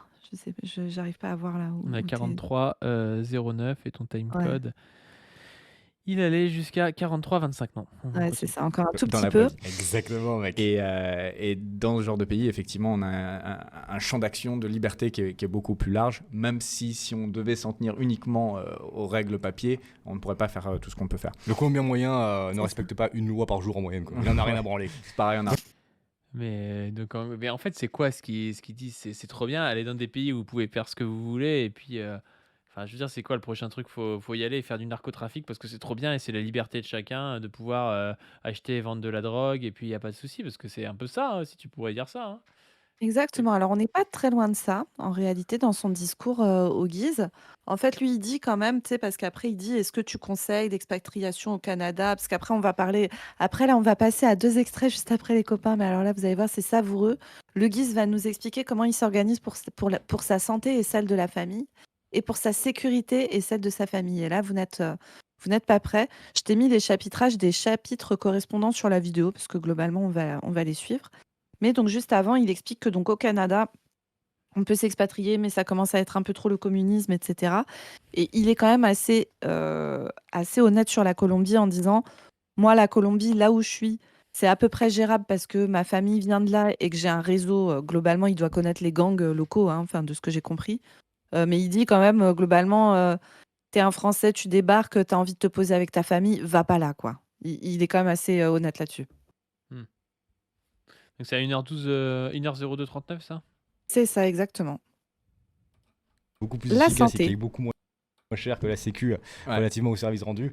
D'ailleurs, vous verrez, il y a des classements très intéressants sur les niveaux de services de santé dans les pays, et les pays les plus libéraux ont les meilleurs services. Donc, Alors, Ça dépend lesquels, hein. Oui. Et ça dépend pour qui dans la société, hein. et ça dépend sur quels critères aussi. Ça dépend sur quels critères. Parce que genre aux États-Unis, tu vois, par exemple, système de santé, voilà, avec des assurances privées, etc. Les États-Unis, si tu te mets sur le critère meilleur hôpital du monde, tu vois, hôpital de pointe, etc. Alors, il faudrait voir sur quels critères tu juges le meilleur hôpital du monde, mais voilà, en termes de confort, en termes de machin, ils en ont un certain nombre, les États-Unis. Par contre, donc, en fait, c'est des pays qui savent très très bien soigner les ultra ultra riches. C'est-à-dire que voilà, pour une toute petite classe, tu as accès à des services de soins de pointe, etc. Mais par contre, pour la moyenne des gens, et notamment pour les fractions les plus précaires de la société, là, tu vas vraiment te faire foutre. Et aux États-Unis, par exemple, l'espérance de vie des États-Unis est plusieurs années nettement en dessous de la France et a baissé ces Même en dessous dernières années. de Cuba. Oui, Ils sont même en c'est en dessous de dessous de Cuba. Cuba. Donc tu as ça. Mais par contre, tu vois, les libertariens, quand tu parles du système de santé états-unien, ils vont toujours te sortir le même critère. Et donc, il faut aller regarder les variables cachées du critère qui est le taux de survie des cancers. Le taux de survie pour un cancer est meilleur aux États-Unis qu'en France. Donc là, il faut aller regarder dans les détails, parce que moi, ce chiffre m'a surpris. C'est bizarre qu'un pays qui a une espérance de vie inférieure à Cuba ait un meilleur taux de survie de cancer. Et donc, je suis allée regarder, et la grosse différence se fait sur deux types de cancers. Le cancer du sein et le cancer de la prostate. Le cancer du sein et le cancer de la prostate ont tous les deux des particularités qui est qu'on peut faire beaucoup de surdiagnostic, c'est-à-dire diagnostiquer, trouver un petit peu de cellules cancéreuses dans un sein ou dans une prostate, dire que c'est un cancer, le traiter par exemple par de la chirurgie ou par des rayons ou voilà, alors qu'en réalité, ce sont des choses qui peut-être ne se seraient jamais déclarées. Et donc là, quand vous calculez un taux de survie pour un cancer, imaginons qu'en France, vous découvrez 100 cancers et qu'il y a 20 personnes décèdent de cancer. Donc vous avez un taux de survie de 80%. Si vous êtes dans un pays où vous vous mettez à surdiagnostiquer des cancers qui n'en étaient pas réellement, avec notamment peut-être toute une industrie avec des assurances privées qui demandent à leurs assurés d'aller faire tout un tas d'examens de dépistage dont l'efficacité sur la survie n'est pas prouvée, qui vont vous trouver tout un tas de cellules qu'ils vont déclarer comme étant des cancers. Vous imaginez bien qu'il y a toute une économie autour de ça, hein, d'aller faire passer des examens, d'aller traiter ces choses dont on ne sait pas si elles se seraient vraiment déclarées ou pas. Et donc, au lieu de détecter 100 cancers, vous allez en détecter 120. Et comme les 20 cancers que vous avez détectés en plus n'en étaient pas vraiment, vous allez toujours avoir 20 personnes qui décèdent. Donc, au lieu d'avoir 20%, 80% de taux de survie, vous allez avoir, donc ça fait 20 sur 120, ça fait quoi ça va faire un taux de survie autour de 85%, quoi. Et vous pourrez annoncer le taux de survie aux États-Unis est plus élevé que le taux de survie en France. Ce qui serait intéressant de regarder, ça serait plutôt la mortalité globale sur la population et pas le taux de survie, genre le ratio entre le nombre de décès et le nombre de cancers détectés, surtout si on détecte des cancers qui en fait n'en sont pas. Vous... Est-ce que vous suivez mon raisonnement ou pas? Excusez-moi, je ne sais pas si je suis très claire. Si, je pense que si, hein, c'est assez Voilà. cohérent. Et donc voilà, il faut toujours aller vous poser la question quand on vous dit meilleur système de soins, meilleur taux de survie, etc. Il faut vraiment beaucoup se méfier sur ces trucs-là, particulièrement sur des pays où la santé est extrêmement marchandisée. Il faut vraiment aller regarder en détail les chiffres parce qu'on peut avoir des surprises. Et moi, alors il faudrait que j'étudie les chiffres en détail et tout, mais énorme red flag quand je vois que c'est spécifiquement sur les cancers de prostate et du sein et que j'ai vu tout un tas de communications d'entreprises états-uniennes qui dit on a développé des moyens de détecter des cancers à des stades extrêmement précoces, etc. Alors je ne vais pas pouvoir rentrer dans tous les détails maintenant, mais vraiment le surdiagnostic, c'est un vrai sujet. Faire des dépistages systématiques, il faut vraiment se poser la question parce que, en fait, il y a tout un tas de manières de dépister qui n'ont pas montré d'efficacité sur le fait de faire mieux survivre les gens. Voilà. Notamment, par exemple, le fait de dépister systématiquement des cancers de la peau, aller chez le dermato pour faire du dépistage de cancer de la peau comme ça, sans signe particulier. En Allemagne, ils ont fait ça. Ça a été voilà, un grand plan de prévention du cancer de la peau, etc. Les gens allaient chez le dermato, je ne sais plus, tous les ans ou tous les 2 ans, tout le monde et tout ça. Et ben figurez-vous qu'en fait, le taux de mortalité des cancers de la peau en Allemagne, enfin, le nombre de morts de cancer de la peau en Allemagne n'a pas bougé. Parce que avec ces méthodes-là, on ne détecte pas les cancers qui, de toute façon, seront des cancers qui vont se développer rapidement et être agressifs, à moins que vous tombiez pile le mois où tombe l'apparition de ce cancer. Mais bon, si vous y allez une fois tous les 2 ans, la probabilité que vous tombiez pile à ce moment-là est de 1/24. Donc, quelle est l'utilité de ce type de dépistage? Voilà, et ben là, c'est un petit peu pareil. En plus de ça, les surdiagnostics, c'est hyper, maltraitant parce que si tu dis à quelqu'un qu'il a un cancer qui n'aurait jamais rien fait, enfin, c'est hyper stressant, tu vois, Oui. d'avoir un cancer donc ça n'a aucun intérêt autre que de donner du fric à des labos ou des trucs comme ça, si ou à des cliniques ou à des assurances et tout. Si ça n'a pas d'intérêt sur la survie de la personne, ça va juste la mettre mal, donner du fric à quelqu'un, dans le privé et puis basta, quoi. C'est ça. Alors après, ça fait tourner, les boulots de gens, hein. Oui, oui, c'est sûr, d'accord, mais faire tourner des boulots de gens sur, Mais la santé des on enfin, sur la mais mauvaise santé des parfaitement, gens, c'est pas top. Non, mais c'est ce toi, que j'allais dire, mais tu moi dis que tu pour, donc c'est pas exactement, mais tu sais, c'est comme, tout un tas de médicaments qui servent à rien et tout, tu vois? Les sirops pour la toux, les machins, les trucs. Moi, quand mes patients me demandent, j'ai une manière un peu humoristique de le dire. Je dis: «Ah beh, le sirop pour la toux, c'est très, très, très utile pour rapporter de l'argent à la personne qui le produit et à la personne qui le vend. Pour le reste, c'est pas sûr que ça serve à quoi que ce soit». Là, c'est un petit peu pareil. toi, tu lâches des takes un peu de médecin de campagne, tu dis: «Ah, vous savez, dans le temps, un coup de gnôle, les enfants, ils Ah, dormaient bien la bah nuit», bah, oui, alors non, pas avec l'alcool, bien sûr, mais parfois, tu vois, quand les gens sont demandeurs, de se soigner ou de se soigner naturellement. Alors moi, souvent, je dis, bah, pour les maladies banales qui passent toutes seules, le meilleur traitement naturel, c'est de rien prendre, hein. Enfin, rappel. La gastro, ça passe tout seul. La grippe, les rhinopharyngites, voilà, les trucs comme ça. Éventuellement, du paracétamol pour calmer un peu les symptômes, mais les autres médicaments ne sont pas utiles. Je parle de gens qui sont en bonne santé, qui n'ont pas de pathologie particulière, etc., qui représentent voilà, une majorité de gens. Heu, bah, quand ils me demandent des traitements naturels et tout ça, souvent j'ai envie de dire: «Bah, le meilleur traitement naturel, c'est de rien prendre» et si vraiment tu as envie de te faire un traitement naturel, à la limite, tu vois, nous, on est à la campagne, va prendre une branche de thym dans ton jardin, mets-la dans de l'eau chaude, ça sera toujours mieux qu'aller, dépenser de l'argent, pour une espèce de gélule, d'extrait de plantes de je sais pas quoi, qui n'a prouvé aucune efficacité dans les études et qui, heureusement, la plupart du temps, n'a aucun effet délétère, mais peut parfois en avoir et en tout cas n'a pas d'effet bénéfique, prouvé, quoi. Donc autant de faire ton infusion de thym maison, Mmh. si vraiment tu veux faire un Je veux truc. vous dire, les gars, et c'est un message qui pour moi me tient à cœur, c'est qu'en France, quand vous vivez en France, la sécurité sociale, ça vous est imposé. C'est un J'adore parce qu'ils disent, «Les gars», il sait très bien que les meufs, elles regardent pas ça sauf Zoé. Il y a que moi, je suis la seule meuf qui regarde le Guise et oui, En vrai, j'aimerais bien connaître le ratio, homme-femme du public de Le Guise, hein.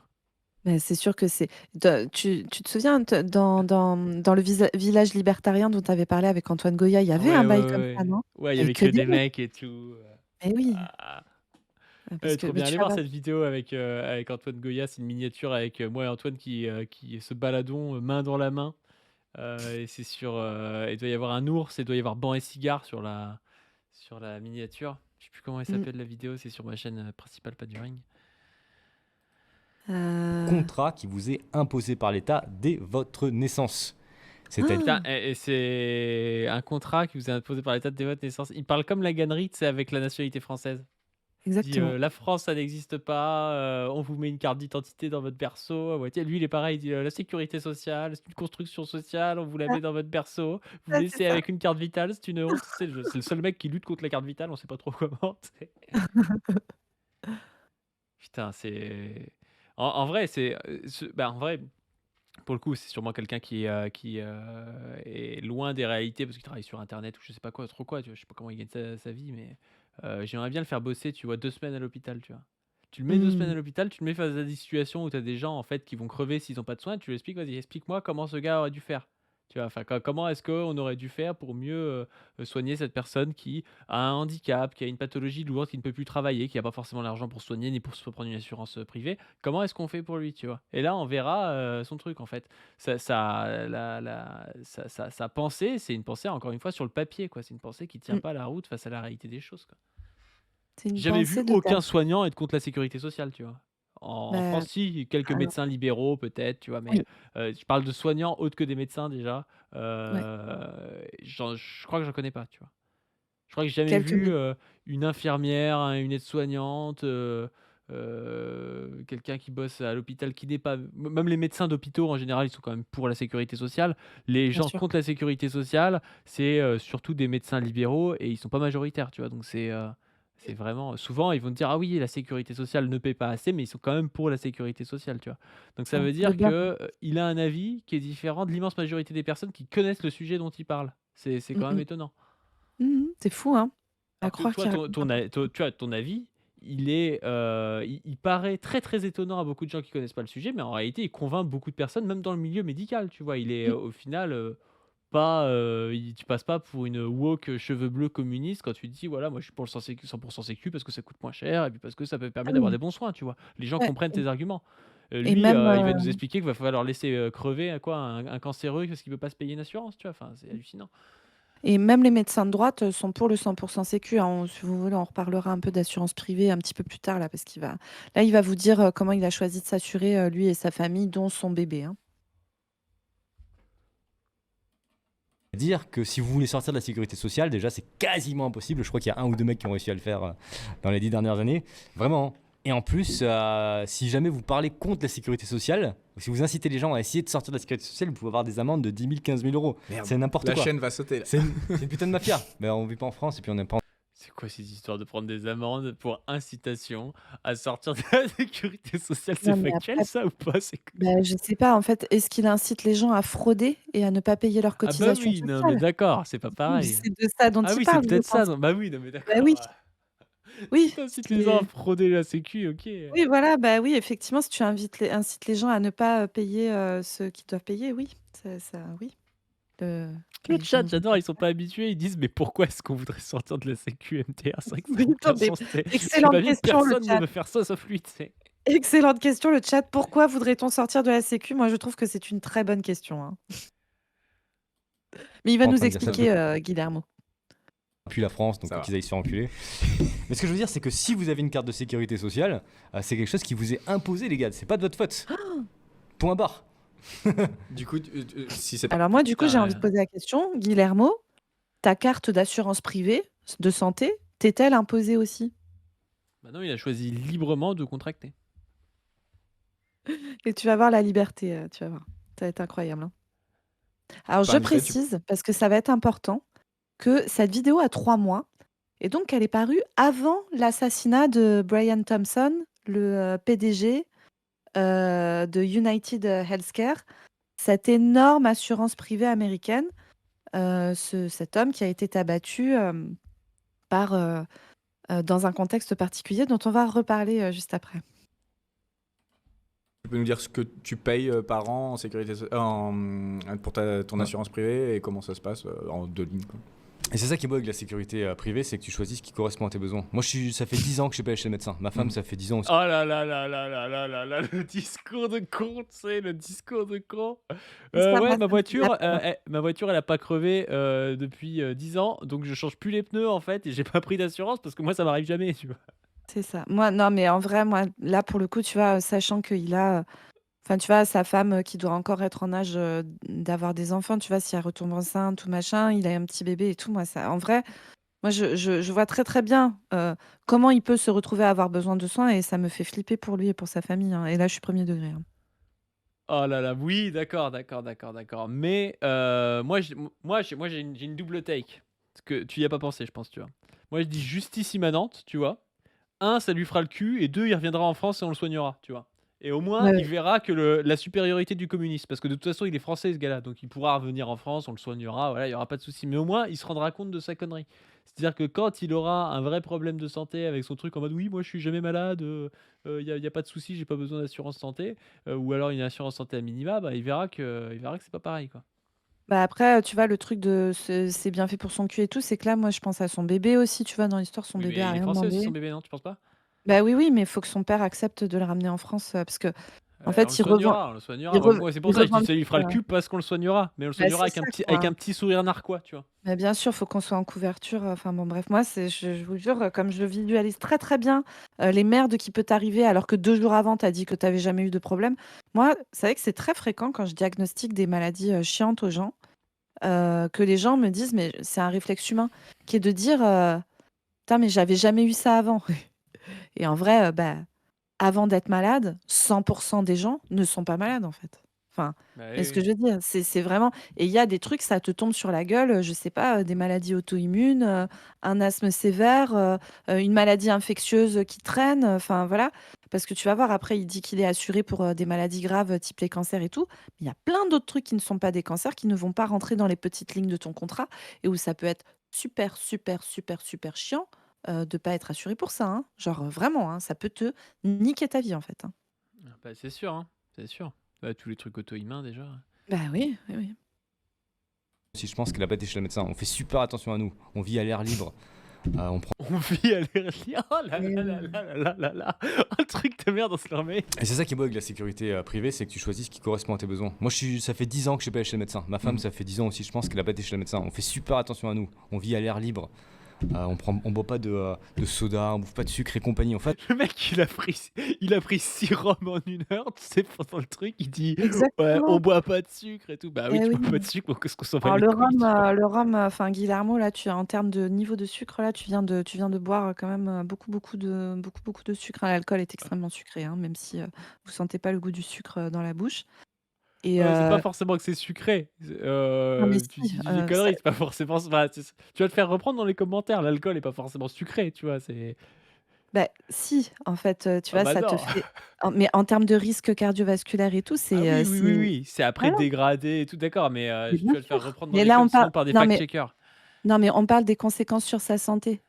Ah mais C'est bien sûr, exactement la je suis tout à fait d'accord. Je suis tout à C'est fait exactement d'accord. la même chose que s'il buvait, du soda en termes de sucre et en plus, il y a le risque de Ah l'alcool oui, oui, avec, oui, je suis tout à fait d'accord, ouais. les atteintes et tout, hein et au-delà de ça, alors effectivement, si vous avez une vie saine, vous êtes pas sédentaire, vous avez une alimentation équilibrée, vous ne fumez pas et cetera, vous avez moins de risques de tomber malade que quelqu'un qui fume, qui n'est pas qui est très sédentaire, qui est en grand surpoids, qui mange, très gras, très sucré et cetera. OK, mais en fait, globalement, il y a un truc, ça s'appelle le hasard, et ça peut quand même vous tomber sur la gueule, hein, donc c'est vraiment jouer à la loterie avec sa propre santé et après alors il dit que sa femme a pas vu de médecin depuis 10 ans, mais il dit que sa fille a 13 mois. Donc à moins que sa femme n'ait eu aucun suivi pour sa grossesse et accouché à la maison sans personne, elle a quand même dû voir un médecin, j'imagine, mais bon. C'est Loïc Chéniaud qui a fait son suivi de grossesse et Mais c'est qui a fait qui a fait l'accouchement. ou pas forcément un médecin, mais au moins une sage-femme, enfin j'imagine quand même une équipe, je veux dire, c'est compliqué d'accoucher toute seule, hein, c'est faisable, mais bon, c'est un peu chaud, quoi et puis ça peut mal se passer. L'obstétrique, c'est pareil, hein, la plupart du temps, ça se passe bien, mais les fois où ça part en couille, c'est quand même pas peu fréquent. Enfin, je veux dire, faire des hémorragies à l'accouchement, avoir des complications sur le bébé et tout, c'est des trucs qui arrivent quand même relativement fréquemment et donc y aller à la ou à again, alors la majorité du temps, ça va bien se passer, hein, mais quand ça tombe sur ta tronche, que ça se passe mal, enfin, c'est la vie de ton enfant et de ta femme, qui est en jeu, quoi. C'est pas rien, hein. Enfin, après moi, je j'ai ma déformation professionnelle, je sais comment ça peut mal se passer. Je sais que c'est pas si peu fréquent que ça. Donc moi, vraiment, quand je vois ça, ça me fait peur, en fait. Enfin, ça m'inquiète pour lui et pour sa famille, Juste, surtout. j'ai lancé un gros débat sur le sucre dans le chat. Je pense qu'on peut se mettre d'accord parce que je pense qu'on est d'accord tous les 2. Il y a de l'alcool, du sucre qui va être fermenté après, qui va être distillé dans le cadre du rhum après coup et donc qui va créer de l'alcool à partir de molécules de sucre. Oui, Dans son rhum, à part si c'est possible, hein, dans plein de rhums industriels, on rajoute du sucre après coup, mais le rhum en tant que tel n'est pas sucré. Par contre, c'est redégradé dans le corps. Je crois qu'un gramme d'alcool, ça fait, je sais plus, 7 calories ou un truc comme c'est ça. ça, Enfin, ça fait. c'est Et ça. donc, du coup, oui, ça te bousille, ça te bousille la santé aussi au niveau du sucre. Mais par contre, si tu fais Exactement. comment ça s'appelle une spectrométrie, c'est ça, tu sais, où Oui, tu essaies de il y a regarder les molécules, t'as pas pas des du molécules de sucre, sucre dans voilà. son rhum, Non, sauf il y a s'ils pas en ont du rajouté, tu vois. C'est ça. Alors après, souvent dans les rhums, il y a des sucres ajoutés en plus, mais bon et Ouais, surtout s'il est dans des rhums, ouais, hispaniques, des c'est rhums souvent le cas, ouais. sud-américains là, il me semble, tu sais, Mmh. les Diplomatico et tout ça, il me semble qu'il y a du sucre à rajouter, je Bah, crois, c'est hein. plutôt du rhum qui est rajouté dans le sucre, mais Oui. pas attention à nous, donc on va jamais chez le médecin, donc on n'a pas pris d'assurance pour la santé quotidienne. Ok. Si jamais un jour j'ai besoin d'aller chez le médecin parce que j'ai un œil payes. abîmé, je vais chez le médecin, je paye.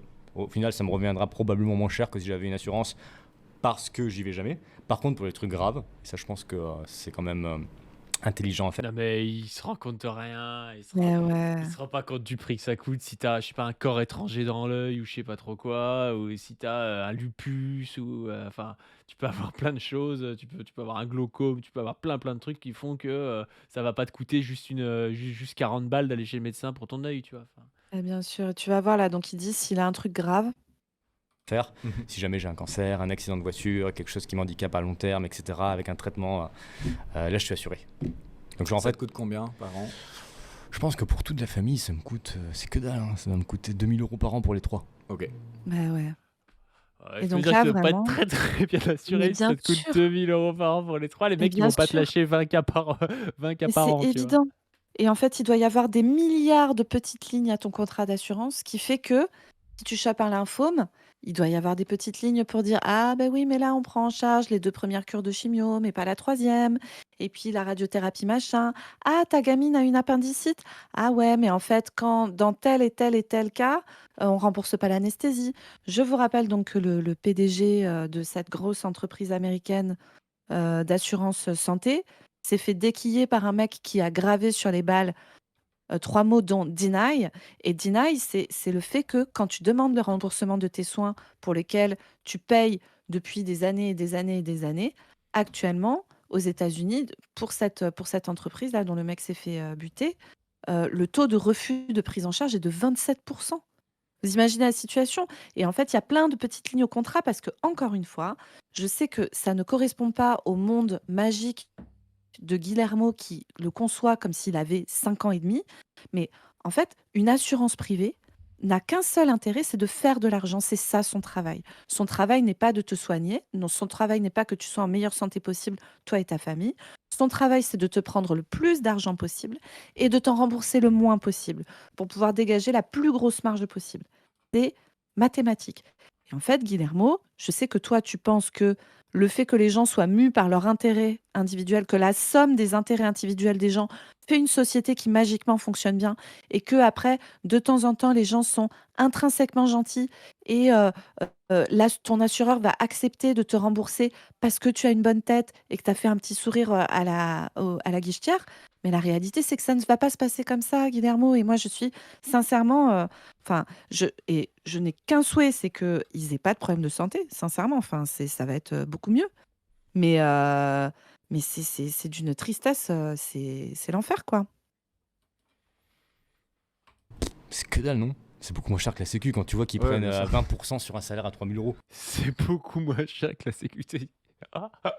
Je suis désolé, il est teubé. Enfin, Mais oui, le mec, il croit mais que ça va oui, être beaucoup moins cher et que ça va être la même qualité, tu sais.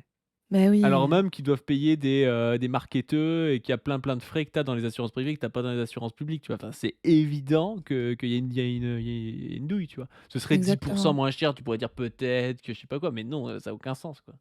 C'est ça. Je me permets de rappeler, je vous l'ai déjà dit, mais je le répète parce que ça, vraiment, c'est des trucs qu'il faut répéter. C'est hyper important pour notre organisation générale. Actuellement, en France, quand vous cotisez 100 € à la sécurité sociale, il y en a 3 à 4 qui partent dans les frais de fonctionnement de la Sécu. Le reste, donc 96 à 97 €, part dans le remboursement des soins. Quand vous cotisez 100 € à votre complémentaire santé, particulièrement quand c'est une assurance privée, ce qui est la majorité des complémentaires santé actuellement, il y a 21 à 22 € qui partent dans les frais de fonctionnement. Parce qu'il faut rémunérer le coût de la concurrence et le coût du privé. Ils vont rémunérer des actionnaires, ils vont rémunérer des PDG hors de prix. Brian Thompson était très, très, très, très bien payé, hein. Ils vont rémunérer des marketeurs, ils vont rémunérer de la pub, etc., etc. Tout un tas de frais qui sont intrinsèques au privé. En plus du fait que les mecs n'ont pas d'intérêt à vous rembourser et donc vont essayer au maximum, dès que vous allez avoir besoin, de ne pas payer. Donc le fait de dire que c'est moins cher que la sécu, alors dans l'absolu, peut-être que là, tu cotises moins que ce que tu aurais cotisé si tu cotisais à la sécurité sociale en France. Mais enfin, potentiellement, tu peux te retrouver dans une merde monstrueuse si il t'arrive des problèmes de santé. Parce qu'un contrat à 2 000 € l'année pour 3 personnes, dont un bébé, c'est évident, évident, hein, que c'est un contrat de merde, hein, et que tu vas te faire refuser des soins, soit si ta gosse se pète la jambe, Mais soit il est si jamais machin, malade. tous ces trucs. Oui, bah oui. En fait, avant d'être malade, on n'est pas malade, hein. Bref. Et je lui souhaite sincèrement de ne pas tomber malade. Ni lui, ni sa fille. Ni sa femme. Sur un salaire à 3 000 euros, les gars, allez vérifier sur internet, l'État vous prend 20%, pas en impôts, hein, uniquement en cotisation pour la putain de sécurité sociale. Et 600 quand balles. vous allez chez le médecin. Le gars, il est fou, tu sais. Le gars, il Il est trop rigole et fier tout. de lui. Il est trop fier de lui, c'est triste. C'est triste. Genre, ouais, mais tu payes 600 balles de cotisation, ok, bon, très, très bien. Tu vois. Ça, on vous prend pas parce qu'il y a je sais. Quand on va chez le médecin, on nous prend pas. Qu'est-ce qu'il raconte? Et 600 quand balles. vous allez chez le médecin, on vous prend pas parce qu'il y a je sais pas qui est en train de se faire Soigné. soigner par le médecin. Ouais. Putain, c'est dommage qu'il ait pas dérapé, il a chanté le dérapage parce que Ah, bien il y sûr. a un migrant en train de se faire un changement de sexe, tu vois. C'est pour ça qu'on De ne se faire prend pas chez le recoller les médecin. oreilles. De Et se faire recoller les oreilles auprès de la voilà. Sécu. Auprès de la À la CNC. chaîne. Non, par contre, là où Guillermo a raison, c'est qu'on a un déficit, on a eu un déficit de formation de médecins en France À cause de gens qui comme fait lui. qu'on n'est pas assez nombreux à cause de gens comme lui. Alors, les libertariens te diront non, justement, nous, on est contre le numerus clausus et tout. Oui, alors, la situation, du coup, dont parlent les libertariens, c'est la situation bien avant le numerus clausus. Désolée, je vous fais un petit laïus. Alors souvent, je vous parle du fait que dans les années 70, il y a eu la massification universitaire, que ça n'a pas du tout plu en grand mandarin aux franges les plus réactionnaires de la corporation, et que en même temps, on avait des politiques qui commençaient à déjà être dans des logiques très comptables, ça coûte cher, etc. Et les deux ensemble se sont ligués pour limiter le nombre de médecins. Ils ont mis en place le numerus clausus, ils l'ont baissé, baissé, baissé, baissé. Et dans les années 80-90, on a formé très peu de médecins. Mais en fait, avant cette période dont je vous ai déjà parlé, il y a une autre période qui est très intéressante, c'est les années 50. Les années 50 et début des années 60, il n'y avait pas de numerus clausus, on est d'accord. Mais en fait, de fait, il y avait un quota pour plusieurs raisons. La première, c'est qu'à cette époque, il y avait très peu de gens qui accédaient aux études universitaires. C'était avant la massification universitaire. Donc, de fait, il n'y avait pas beaucoup de gens. Mais en plus, le fait que à l'époque encore, euh, la, la, la sécurité sociale commençait juste à être mise en place, en fait, la sécurité sociale a permis de solvabiliser les patients. Et donc, ça a permis à des médecins, pendant longtemps, en fait, sauf si vous sortiez d'une famille très bourgeoise où vous aviez eu accès aux études universitaires, où vous aviez derrière un réseau, etc., pour pouvoir vous installer dans un cabinet médical qui fonctionne avec des gens riches qui ont les moyens de payer leurs soins, etc. La sécurité sociale a vraiment permis de solvabiliser les patients et donc de permettre à de plus en plus de médecins de pouvoir vivre de la médecine. Parce qu'en fait, quand il y a beaucoup moins d'accès aux soins parce qu'on ne met pas en commun l'argent pour pouvoir payer les soins, eh ben, en réalité, mécaniquement, ça fait au bout d'un moment qu'il y a moins de médecins parce que en Colombie, par exemple, s'il y a une grande partie de la population qui est pauvre, il ne va pas y avoir 2% de médecins dans la population, par exemple, parce qu'ils vont pas pouvoir vivre, les gens n'ont pas les moyens de se payer tous ces soins-là. Guillermo le dit, il y va jamais en fait chez le médecin. Du coup, ça simplifie les trucs. Après, Mais en Colombie, ils ont mécaniquement, peut-être pas de maladie, ils y vont pas. Hein. oui, c'est ça. Alors peut-être qu'ils vivent au grand air et qu'ils sont jamais malades, mais bon, c'est peu probable, hein. A priori, ils ont les mêmes problèmes que nous, c'est-à-dire des gens qui ont des maladies auto-immunes, des gens qui ont de l'asthme, des gens qui ont, enfin voilà, des diabètes, de l'hypertension, enfin comme tout le monde, quoi. Et il me semble que le taux d'obésité est nettement plus haut qu'en France, en Colombie, à vérifier. Donc voilà, en fait, c'est leur monde magique où, ouais, mais nous, en fait, on est contre la régulation et donc ce numerus clausus, c'est pas du tout nous, les libertariens, qui auraient voulu le mettre en place. Oui, mais en fait, dans un système où il n'y a pas de socialisation de l'assurance santé, on se retrouve aussi avec de fait des quotas qui ne sont pas des quotas déclarés, mais qui sont des quotas du fait du manque d'accès aux études de médecine et à la possibilité de vivre de son métier de médecin derrière, qui fait que c'est réservé à une toute petite classe, spoiler, les bourgeois, euh, et, euh, et que, en fait, dans les années 50, il y avait à peu près 2000 médecins formés par an. C'est monté dans les années 70, on est redescendu à 3000 dans les années 80-90, et là, on est autour de 8-9 000 depuis les années 2000. Mais on a tellement ce trou de formation que ça va prendre du temps avant que ça remonte. Bref. Ok, bon, bien. Je sais pas qui ne cotise pas. Parfois, ouais, Souvent. c'est le cas. Éducation. Qui est en train de se Voilà, faire. il se fait piquer sa place par. C'est comme le pain au chocolat, tu vois. Il se fait piquer sa place par des gens qui ne cotisent pas. Vous allez chez le Alors, médecin, attends. on vous prend Oui. pas parce qu'il y a je sais pas qui est en train de se faire Soigné. soigner par le médecin. Ouais. Ok, bon, bien. Je sais pas qui ne cotise pas. Parfois. Voilà. Souvent. C'est le cas. Donc là, il parle des Éducation des migrants, mais pas que. Souvent, c'est le cas. Non, mais en fait, là, il parle aussi des gens au RSA. Hein. Oui, il Il parle parle des aussi pauvres, de... ouais. Enfin voilà, il parle des pauvres en fait. Hein. Il trouve que c'est quand même scandaleux de pas pouvoir passer devant les pauvres pour se faire soigner, quoi. De toute façon, moi Et je dis donc en là, France, il y a 3 problèmes. Les pauvres, l'islam et les trans. C'est vraiment les 3 problèmes. Sans ça, tu as une société quasiment comme dans les années 60. Elle était parfaite, la société. là, je t'ai mis une petite interlude Twitter sur le Google Doc. Est-ce que tu vois? Juste après santé. Ouais, Parce que si vous voulez, alors, sur Twitter, il y a un compte Twitter qui s'appelle Parti Milléiste Français, c'est vrai. qui est, je vous jure, un des comptes les plus rigolos de Twitter. Je suis tout à fait premier degré quand je vous dis ça. Et un jour, j'ai eu une interaction avec le CM de ce compte. Je suppose que c'est un homme, et il n'y a quasiment que des hommes pour être libertarien, pour plein de raisons, et notamment que pour le fait que je pense que la majorité des femmes qui ont 25-30 ans, par exemple, ne tiennent pas ces discours-là sur la santé, parce que elles savent très très bien que ça peut partir en couille la santé, notamment parce qu'elles ont besoin de contraception, qu'elles peuvent tomber enceintes, etc., etc. Bref, j'avais fait un petit thread en expliquant pourquoi je pensais que la tarification à l'acte était une très mauvaise idée. Alors, on va pas vous lire tout le thread parce que c'est pas tellement ça qui est intéressant. Donc j'explique les effets pervers de la tarification à l'acte, notamment voilà le fait que il y a forcément intrinsèquement le fait que ça pousse à pratiquer plus certains actes, le fait que ça, ça sert d'argument aux politiques pour justement contracter le nombre de médecins en disant plus il y a de médecins, plus ils vont faire des actes et plus ça coûte cher. Le fait que c'est difficile de standardiser. Moi, par exemple, une consultation de médecine générale, elle est toujours au même prix, entre guillemets, sauf dans des cas particuliers. Mais en fait, moi, je peux passer 10 minutes comme 40 minutes, je ne peux pas le savoir à l'avance. Standardiser les actes, c'est compliqué. Bref, je vous passe les détails. Et je me retrouve à interagir avec le Parti milléiste français qui... Enfin, vas-y, pas si tu veux lire. Alors du coup, toi tu dis il faut mettre fin à la tarification à l'acte dans la santé, source de beaucoup de problèmes de notre système de soins, donc tu fais ton trade et tout. Et donc toi tu expliques, j'imagine que bah, ça pousse les gens à faire le plus d'actes possible C'est pour ça, gagner plus d'argent. Et c'est lui, il ça. prend ça comme si c'était toi qui disais que tu fais le plus d'actes possible pour te faire plus d'argent. Il dit j'ai lu 10 fois, je préfère faire beaucoup d'argent que de bien m'occuper de mes patients. Honnêtement, c'est flippant. Les gauchistes sont toujours les plus rapaces. Mais t'imagines à quel point faut être un abruti? C'est-à-dire que le mec, il pense que il faut compter sur la bonne volonté de chacun, d'accord? Intrinsèquement au fond de son cœur, pour que ça se passe bien. Moi, ce que j'explique, c'est que quand tu crées un système où l'intérêt de la personne n'est pas justement de bien soigner ses patients, c'est-à-dire que s'il soigne moins bien, il gagne plus. C'est dangereux parce que tu peux pas te reposer uniquement sur la bonne volonté des gens. Il y a des gens qui vont rester droits, éthiques, etc. Mais il y a des gens qui vont forcément être tentés de travailler moins bien et de gagner plus d'argent.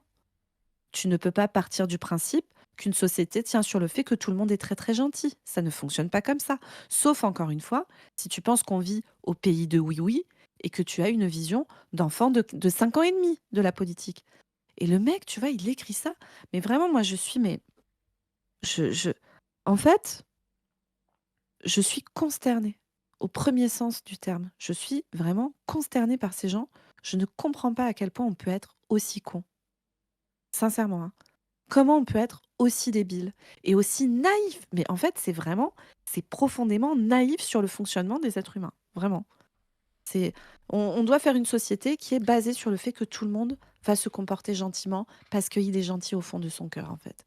En C'est plus, quand tu as une tarification, en fait, quand tu gagnes pas plus en t'occupant mieux d'un patient, lui, il voit ça encore une fois d'une manière très individuelle. Il se dit: «Ouais, bah, la personne, peut-être qu'elle pourrait quand même bien s'en occuper». Mais en plus de ça, il y a un effet pervers qui est que les professionnels, souvent en plus en sous-nombre, se renvoient la balle. Mmh. C'est-à-dire que, tu as un patient, tu sais qu'il faut lui faire, je sais pas, un dossier MDPH ou un truc un peu chiant à faire parce que c'est long, c'est de la paperasse, des trucs comme ça. Et toi, tu es, je sais pas, tu es son médecin de réadaptation, ou voilà, tu te dis: «Ouais, mais là, j'ai pas trop le temps, c'est le médecin généraliste qui va le faire». Parce qu'en fait, tu gagnes pas plus à le faire, en fait. Et puis le médecin généraliste va renvoyer vers quelqu'un d'autre. Et en fait, tu as vraiment un nivellement par le bas où chacun va se renvoyer la balle sur les autres. Et du coup, le patient, lui, il court après sa prise en charge en se disant qui va bien vouloir m'aider, quoi. Alors que si tu as un système justement où tu n'es pas rémunéré à l'acte, bah là, tu te dis bon, bah, que je prenne 20 minutes ou 40 minutes avec ce patient, ça me change rien. Et je peux lui faire son dossier MDPH sans souci, quoi. Donc je Oui, dis bien un dossier sûr. MDPH où tout est n'importe quoi, tu vois. Hmm. Ouais, ouais, non, mais ils sont.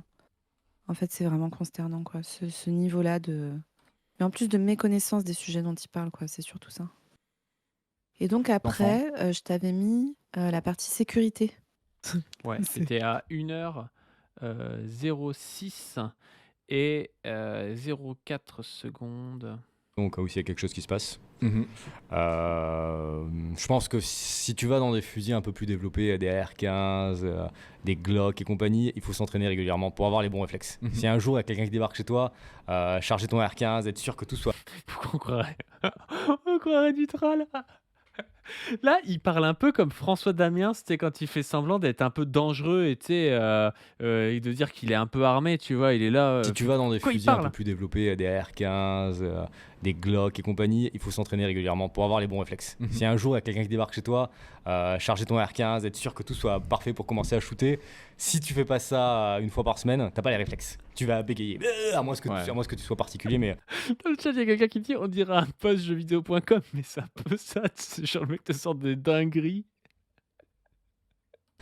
donc pour moi un 12 où tu fous Un bon arrosoir. une ou deux cartouches que n'importe qui peut utiliser, même ta vieille tante qui connaît rien aux armes à feu, tu lui files un cours de 5 minutes. En 5 minutes, n'importe qui peut utiliser un fusil de chasse. Oh, sa société de merde, quoi. Sa société de merde où tu payes 2000 balles pour 3 personnes et tout, et où t'es pas remboursé au bout de problème, et où t'es obligé de te défendre au fusil de chasse et tout. Mais qu'est-ce que c'est que ce bordel, quoi?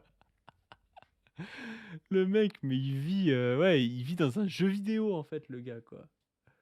Le gars, il était en France et tout, il pouvait être pépouze et tout. Non, il a choisi de se barrer en Colombie, s'armer, être entouré de narcotrafiquants et tout, et que si son gamin chope une pathologie, rare et tout, il sera pas remboursé parce que ce sera pas marqué dans le contrat, quoi. L'enfer du truc,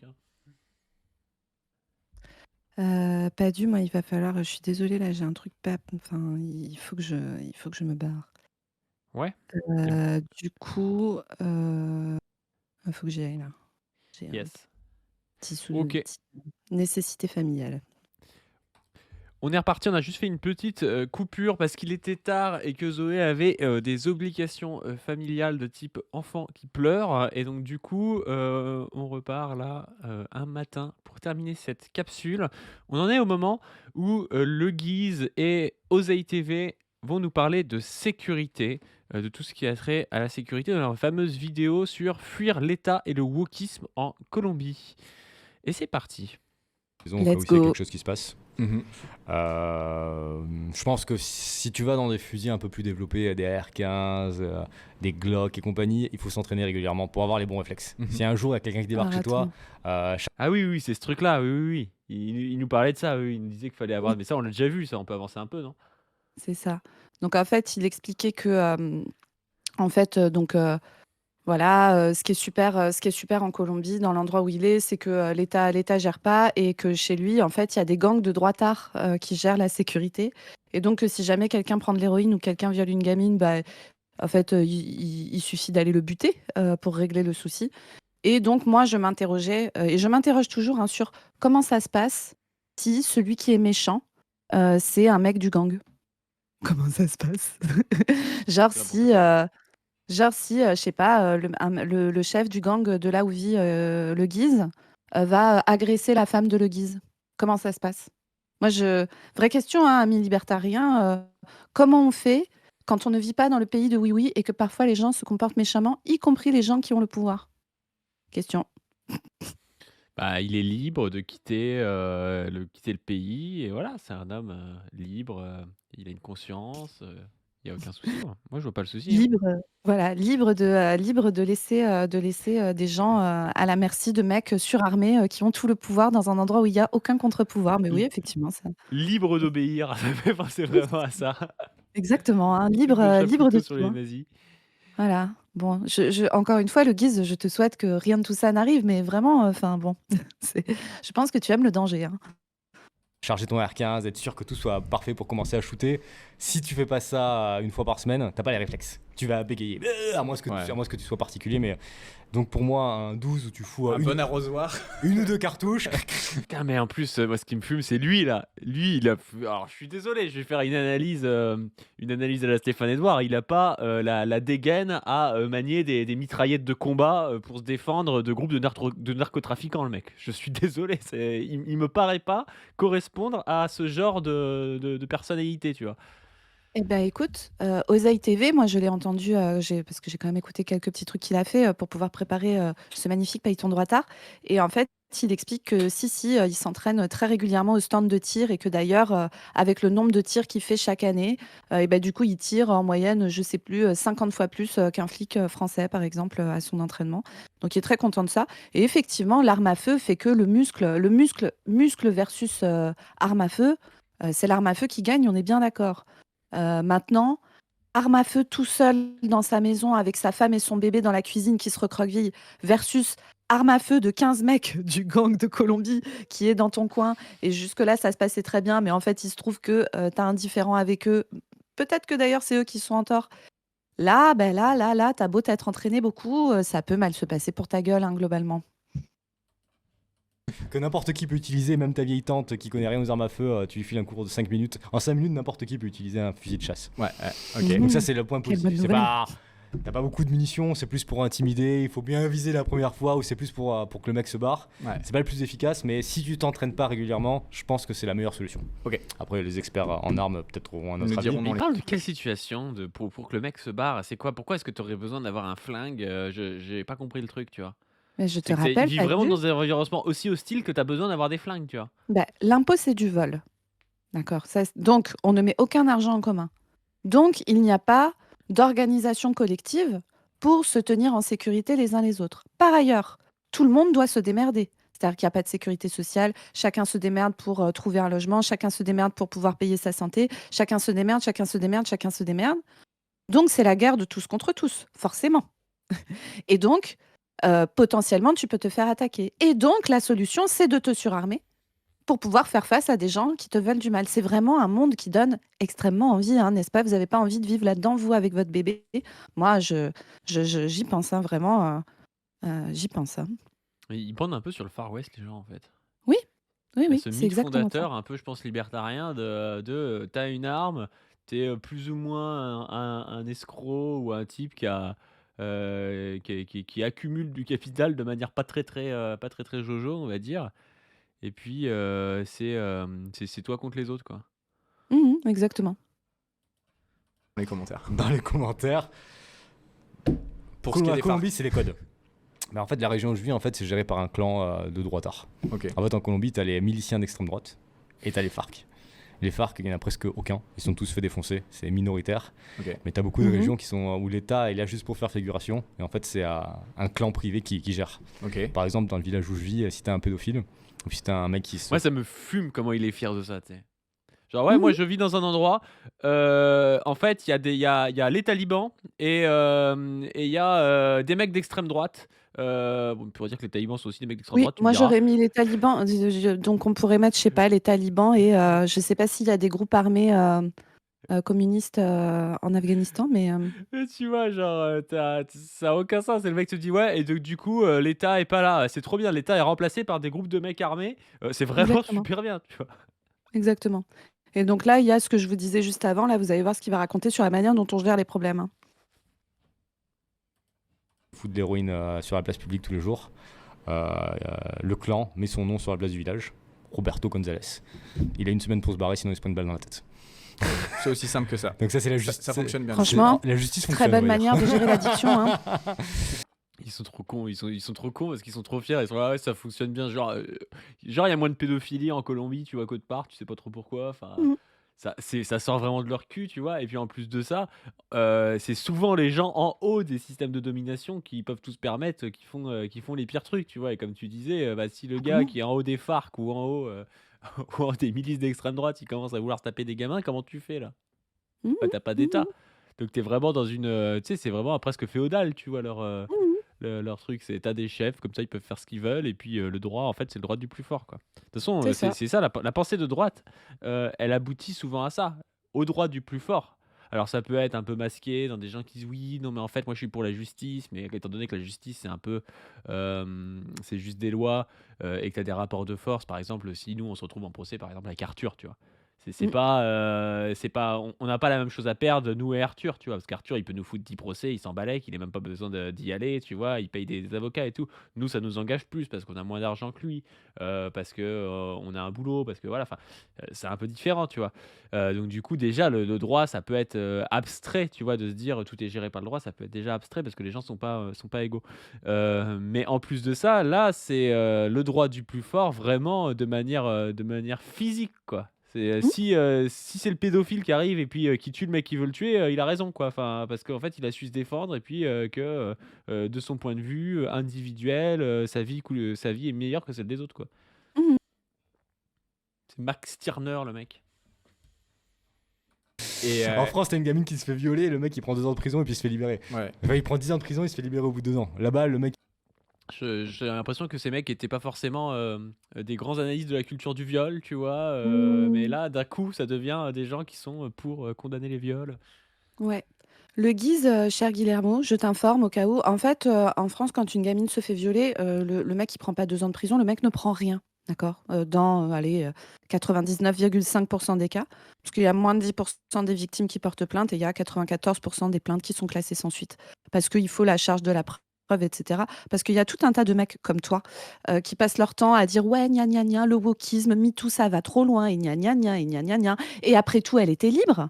Hein? Est-ce qu'elle n'était pas libre, la gamine, Guillermo? C'était sa liberté totale face au chef du clan ou face à l'adulte d'accepter la relation sexuelle. C'était sa liberté totale face à son patron qui la tient par le col pour signer un CDI. C'était sa liberté. Non, c'est pas ça, Guillermo, dans ta pensée.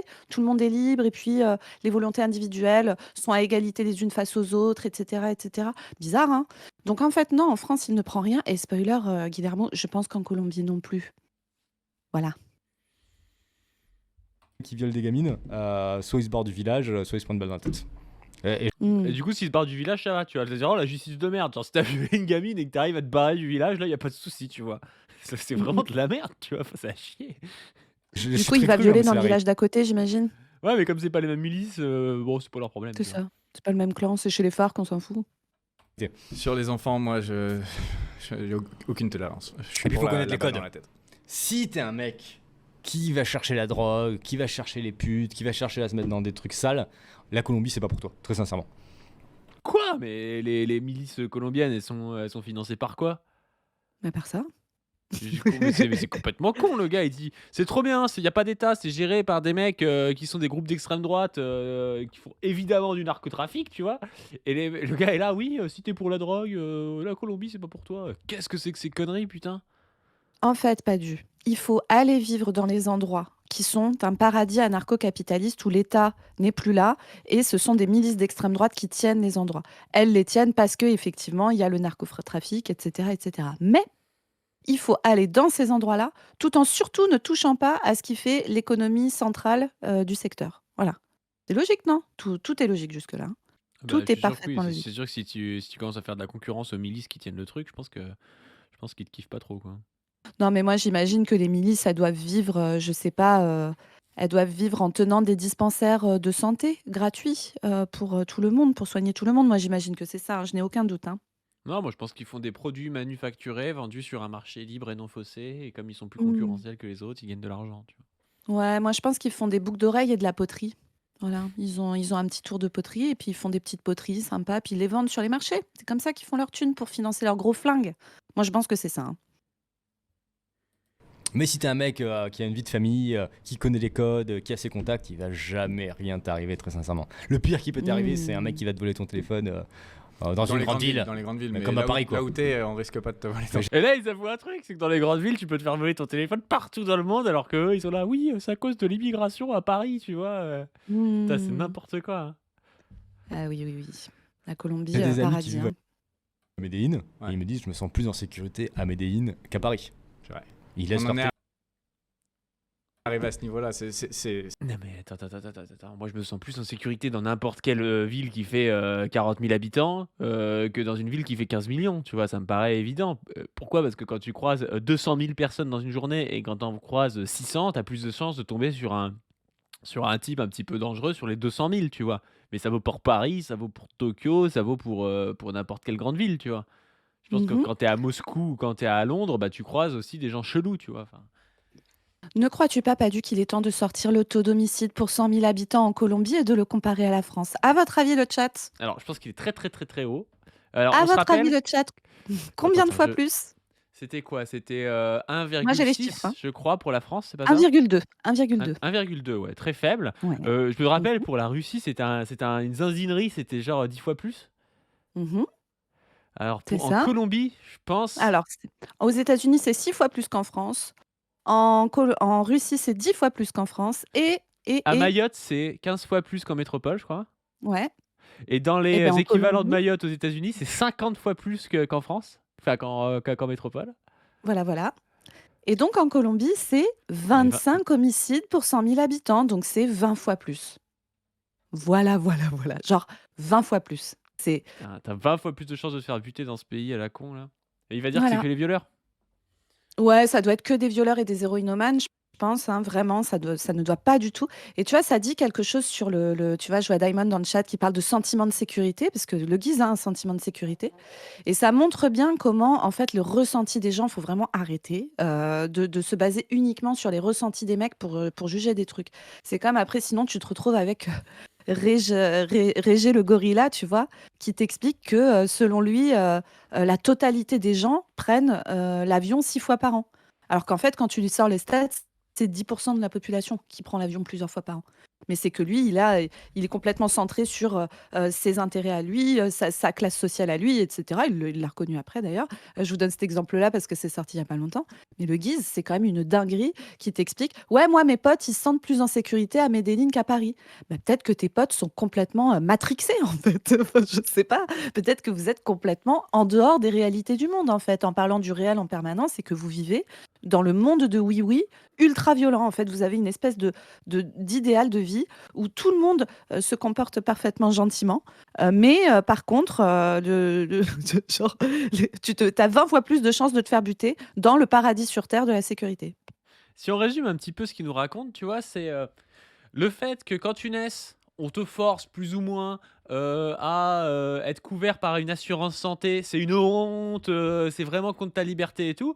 Par contre, le fait que tu doives t'armer pour essayer de tenir tête à des milices d'extrême droite narcotrafiquantes, ça par contre c'est cool, c'est un choix libre et non faussé, c'est pas du tout dangereux. Enfin, c'est C'est ça. aberrant, tu vois. Le mec est Ils préfèrent vivre vraiment, sous la pression d'une milice d'extrême droite ou des FARC, tu vois, que sous la pression, que sous la pression de la Sécu. que plutôt que payer des cotisations sociales pour que tout le monde mette l'argent en commun et être sûr que s'il a besoin d'être soigné, ça sera pris en charge et qu'il n'y aura pas une assurance privée qui lui dira d'aller se faire foutre parce qu'il y a des petites lignes dans le contrat qui disent que non, ils vont pas payer l'anesthésie générale pour l'appendicite de sa gamine, hein. Il faudra qu'on parle un jour de la gauche, de comment ça s'appelle, ce que Position Revue appelle la gauche kérosène. La gauche qui prend l'avion 10 fois par an, là, ça c'est intéressant parce que tu vois, c'est même pas, Régis, c'est même pas qu'une question de capital. Il y a des gens qui disent oui, c'est parce qu'ils gagnent, je crois que c'était plus de 2500 euros par mois. Mais attends, Mm. moi, dans ma campagne et tout, je connais des gens, ils gagnent plus de 2500 euros par mois, ils ont jamais pris l'avion de leur vie, tu vois, ils s'en battent les Oui. couilles. Ils vont Mm, mm, investir dans la terre, ils vont s'acheter une mm, voiture ancienne, mais ils vont pas aller 3 fois par an à l'autre bout de la planète, tu vois. Donc il y a vraiment l'intérêt, enfin, on voit vraiment l'intérêt du graphique, tu vois. C'est pas juste le mm. Mm. capital qui compte. Entre le type qui est un notable de campagne, donc qui va se trouver plutôt peut-être en bas à droite, tu vois, un gars qui est, quand je dis un notable, un gars qui est un petit bourgeois, qui a une boutique à la campagne et tout, qui gagne plutôt bien sa vie, qui se retrouve en bas à droite du graphique, et un type qui a le même capital, qui gagne pareil, qui peut s'acheter un locatif et tout, mais par contre, qui lui a un boulot de citadin, de je sais pas trop quoi, qui est cadre dans le privé, et ben ils prennent pas du tout le même nombre de fois l'avion dans l'année, tu vois. Mm. Tout à fait, tout à fait. Position dit oui, Allez, donc ça veut dire que je suis dans le réel. Je suis le exactement. réel. Moi, mon ressenti compte par contre, tu vois. Alors, On passe à la prochaine extrait. au prochain Ouais, extrait? alors, prochain extrait, c'est l'avant-dernier extrait. À la fin, il y en aura un tout dernier, ça sera juste une petite cerise sur le gâteau. Prochain extrait, alors on revient un petit peu en avant dans la vidéo, mais il va nous parler de il va nous parler de la démocratie. Alors, au tout début, vous vous souvenez, il a expliqué qu'en fait, le but du minarchisme par rapport à l'anarcho-capitalisme, c'est de quand même mettre une constitution forte pour absolument empêcher des idées socialistes de revenir au pouvoir. Parce qu'il y a le virus marxiste qui peut s'instiller. Et donc là, il va nous parler de démocratie. Il va nous parler un petit peu de ce qu'il pense, notamment de l'expérience chilienne. Mais d'ailleurs, c'est de ça qu'on discutait off caméra avant-hier, c'est que tu es libertarien, tu es capitaliste d'une certaine façon, mais tu n'es pas un ultra-capitaliste avec cette envie de devenir méga riche. Toi, ce qui t'intéresse, c'est d'avoir la vie que tu as actuellement, en fait. Mec, c'est exactement ça. J'ai tout résumé dans ma propre question. Quelqu'un qui a envie d'être ultra riche, tant mieux pour lui, tant qu'il fait ça honnêtement, respectant les principes, la propriété des autres. Mec, j'en ai rien à branler. Tu peux être Bernard Arnault. Je suis sûr que c'est un bien meilleur gars que le mec qui t'a. Quoi? Bernard Arnault, il a acheté pour 1 euro symbolique la moitié des entreprises de vêtements françaises en disant qu'il virerait personne. Il a viré tout le monde en gardant Dior, je crois. Enfin, c'est n'importe quoi. passe sa Un femme et mec qui gagne un SMIC. super, on a dit. C'est un mec super C'est qui un s'est mec fait tout seul. Il était couturier en fait, vous savez pas, mais Bernard Arnault, il était couturier, il faisait lui-même les vêtements, tu vois. Et puis c'est pareil, c'est Ouais, lui qui fait le cognac en fait. Il est là, il distille, et puis après, il est maître de chez aussi. Alors il est aussi à la vigne, il fait la taille et tout. ouais. C'est quoi? Moi, je l'ai vu là, il y a pas longtemps. Il était en pantalon de chantier, avec en train de couler du béton pour construire son usine, tout en tannant le cuir de ses sacs à main en même temps. Franchement, ouais, GG Bernard Arnault, le mec est trop fort, hein. Et en imprimant les épisodes, enfin euh, les, euh, les exemplaires du Parisien, son journal. Voilà, Et il puis il faisait était en tout train de ça en même dégorger temps. du champagne mouette aussi. Tout à fait, tout à fait, tout à fait. Tu vois ce que je veux dire? Pour aller dans l'extrême, les gars. Moi, je suis pas du tout racialiste ou quoi que ce soit. Je suis un Oh métèque, non. je suis Ah. mélangé. Non, bah non. Moi, ce qui compte, c'est chaque individu. Mais pour aller dans l'extrême de la doxa qu'on nous impose en ce moment. Aujourd'hui, la minorité, le noir, le pauvre, le faible, c'est le bon. Le riche, le blanc, Mm. l'hétérosexuel, c'est le mauvais. Mais la réalité, c'est que t'as de tout partout. Putain, les mecs, mais ils croient vraiment ça, tu sais. Genre, à la télé, toute Mm. la journée, on t'explique que les immigrés, quand même, bon, les immigrés ukrainiens, ça va, mais les autres, ils sont pas pareils que nous et tout. Mais lui, il a l'impression qu'on lui explique que les blancs sont mauvais et que les noirs sont bons, quoi. C'est ça, c'est ça. Tu peux avoir un mec très très riche, très très blanc, très très hétéro, qui est une super personne, qui adore sa famille, et qui aide les gens autour de lui, qui est génial. Et tu peux avoir un enculé qui vit. Oh, mais la pensée d'enfant de 3 ans, évidemment, personne n'a jamais dit l'inverse. On parle de tendance, Ah, on mais parle pas de. Personne te dit que tous c'est les blancs ça. sont mauvais, tous les noirs sont gentils, putain, mais c'est même pas le Donc la, dém- problème en soi, tu vois. Enfin, oh là la là. démocratie, la démocratie et le Chili, excusez-moi, ça sera l'extrait juste après, mais celui-là, je l'avais appelé Guillermo découvre que le monde est complexe. Non, Parce mais que c'est vraiment, n'importe quoi. t'as envie de dire, mais mec, mais en fait, excuse-moi, hein, mais enfin, à quel niveau de débile est-on en fait? Je suis désolée, c'est pas gentil de parler de lui comme ça, hein, mais vous imaginez à quel point il est stupide? Le mec, il croit que quand on parle de domination de classe, quand on dit qu'il y a de l'exploitation des classes bourgeoises sur les classes prolétaires, on dit ça parce que les prolétaires, ils sont gentils, en fait. Et comme les bourgeois, ils sont méchants et les prolétaires, ils sont gentils, c'est pour ça on trouve que l'exploitation, c'est pas bien. Mais Guillermo, je veux dire, est-ce que, s'il te plaît, grandis, en fait. Essaye de passer au CP, de sortir un petit peu de la vision du monde. Qui veut être ta copine, qui veut être ton copain, est-ce qu'il a été d'accord pour prêter son tracteur à Timothée, enfin, putain, c'est une dinguerie. Oui, il y a des gens, ils sont riches et ils sont gentils avec les gens autour d'eux, Guillermo, c'est vrai, c'est vrai. Et il y a des gens, ils sont pauvres et parfois ils font des trucs méchants. Oui, oui, oui, c'est vrai aussi. Merci, merci le Guise. Très très pauvre, qui vit dans une cité, un noir pour aller dans l'extrême de la comparaison, hein, évidemment, et qui tabasse sa femme. Mhm. Et tu peux avoir l'inverse Tu peux aussi. avoir exactement l'inverse. Évidemment, Bien sûr. t'as des riches blancs Donc qui c'est sont pour ça enculés, qu'il t'as des faut pauvres, par des personne. minorités qui sont enculés, c'est les individus qui comptent. Ouais. Mais aujourd'hui, ces putains de gauchistes, ils vont croire que c'est votre catégorie qui fait que vous soyez une bonne ou une mauvaise personne. Mhm. Si Mais tu vous vois. êtes. C'est à chier, c'est vraiment à Mais chier. tu vois comme il est con.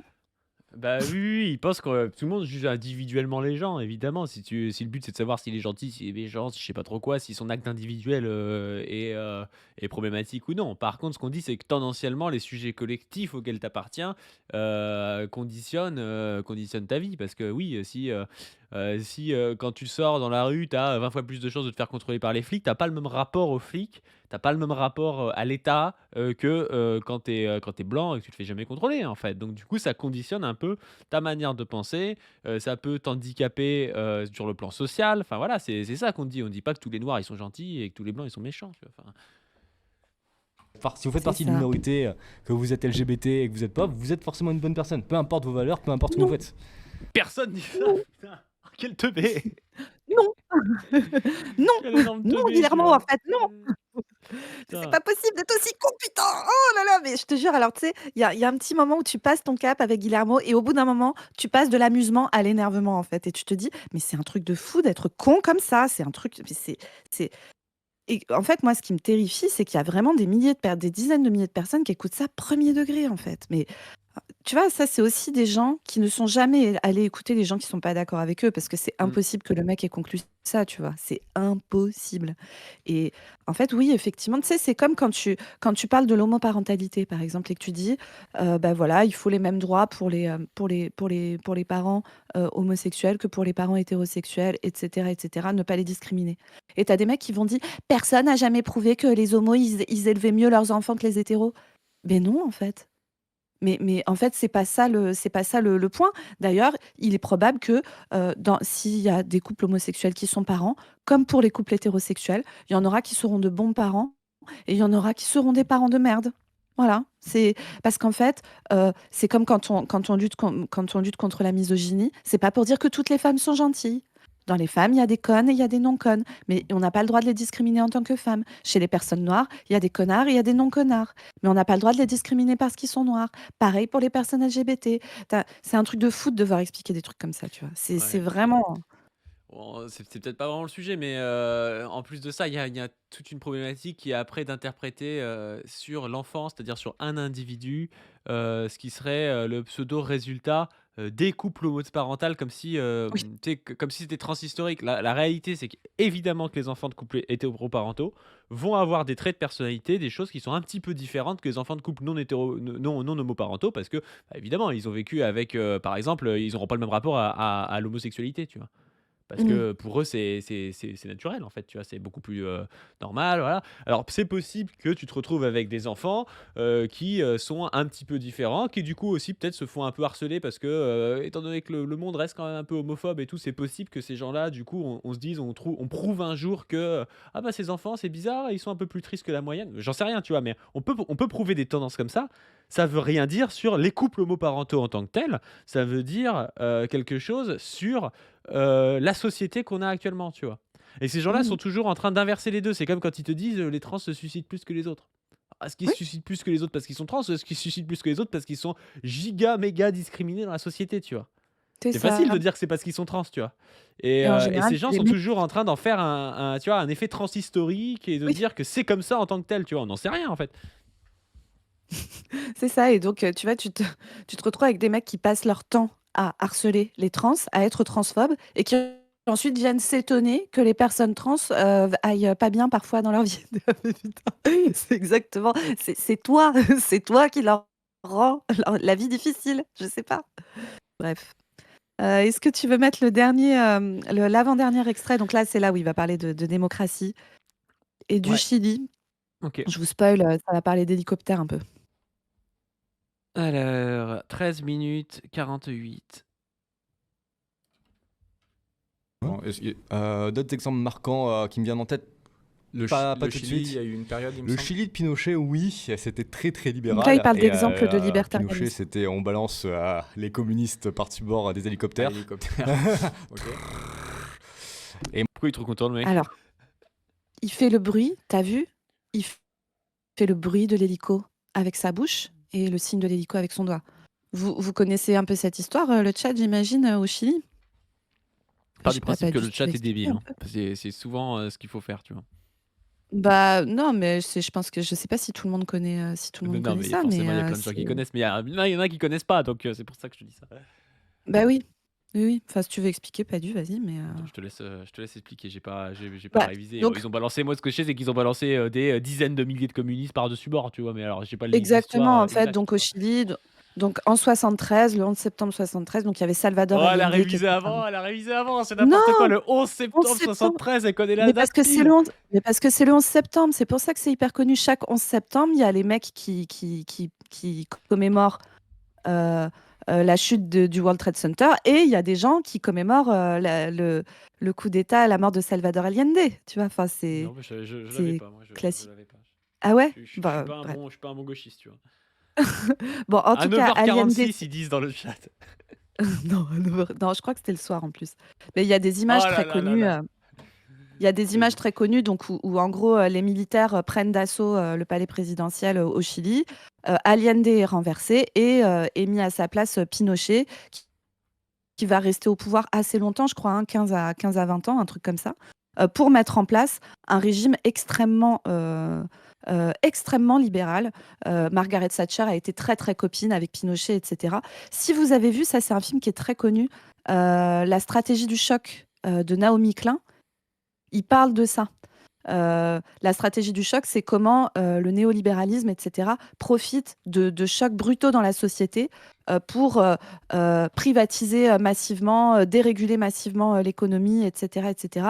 Et le Chili, ça a été un laboratoire pour ça, où en gros, quand Pinochet est arrivé au pouvoir, ils ont fait vraiment une thérapie de choc au pays, viré des milliers et des milliers de fonctionnaires, des services publics, etc. Et c'était un régime extrêmement brutal, notamment face aux opposants socialistes et marxistes au Chili, qui avaient gagné les élections, hein. Et donc, il y a eu une répression extrêmement brutale des opposants, avec notamment une habitude qui était de prendre les opposants, de les emmener dans des hélicoptères, d'aller au-dessus de l'océan et de les balancer du haut des hélicoptères. Et ça, Guillermo a l'air de trouver ça super. Et il fait comme ça pour imiter l'hélico. Ils ont fait d'autres trucs incroyables aussi, comme prendre les enfants des opposants quand ils étaient tout bébés et les faire élever par des familles qui étaient soutien au régime.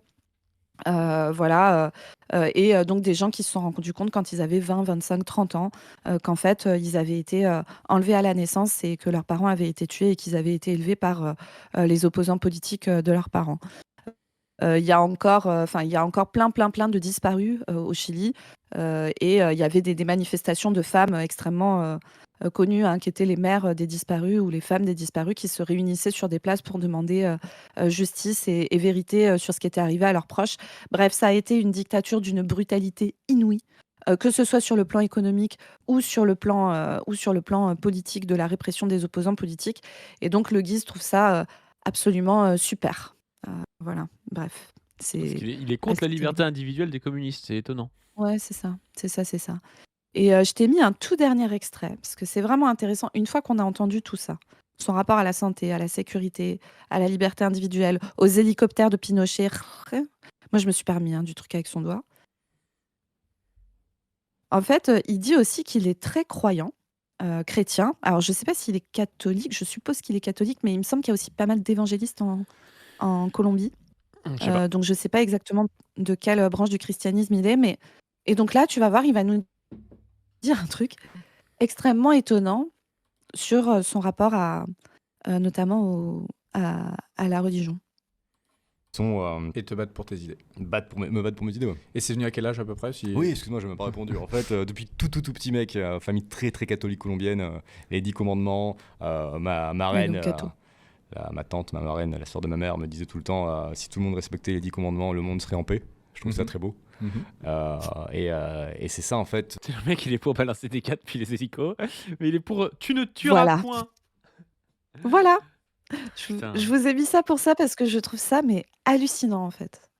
Putain. C'est Ouais, mais je pense qu'en fait, ce type, on peut le dire, il est pas très très finot, tu vois. Donc il se rend pas compte de toutes les incohérences qu'il a en tête et donc il n'en souffre pas, tu vois. Et donc on entre dans un truc un peu catholique. Heureux les pauvres d'esprit, le royaume des cieux leur appartient, tu vois. Et ben il est là-dedans, lui. Il est pauvre d'esprit, donc, Ouais. donc il peut être heureux, tu vois. Il serait un peu plus intelligent, il souffrerait Ouais. de toutes ces crispations intellectuelles et cognitives qu'il a en lui.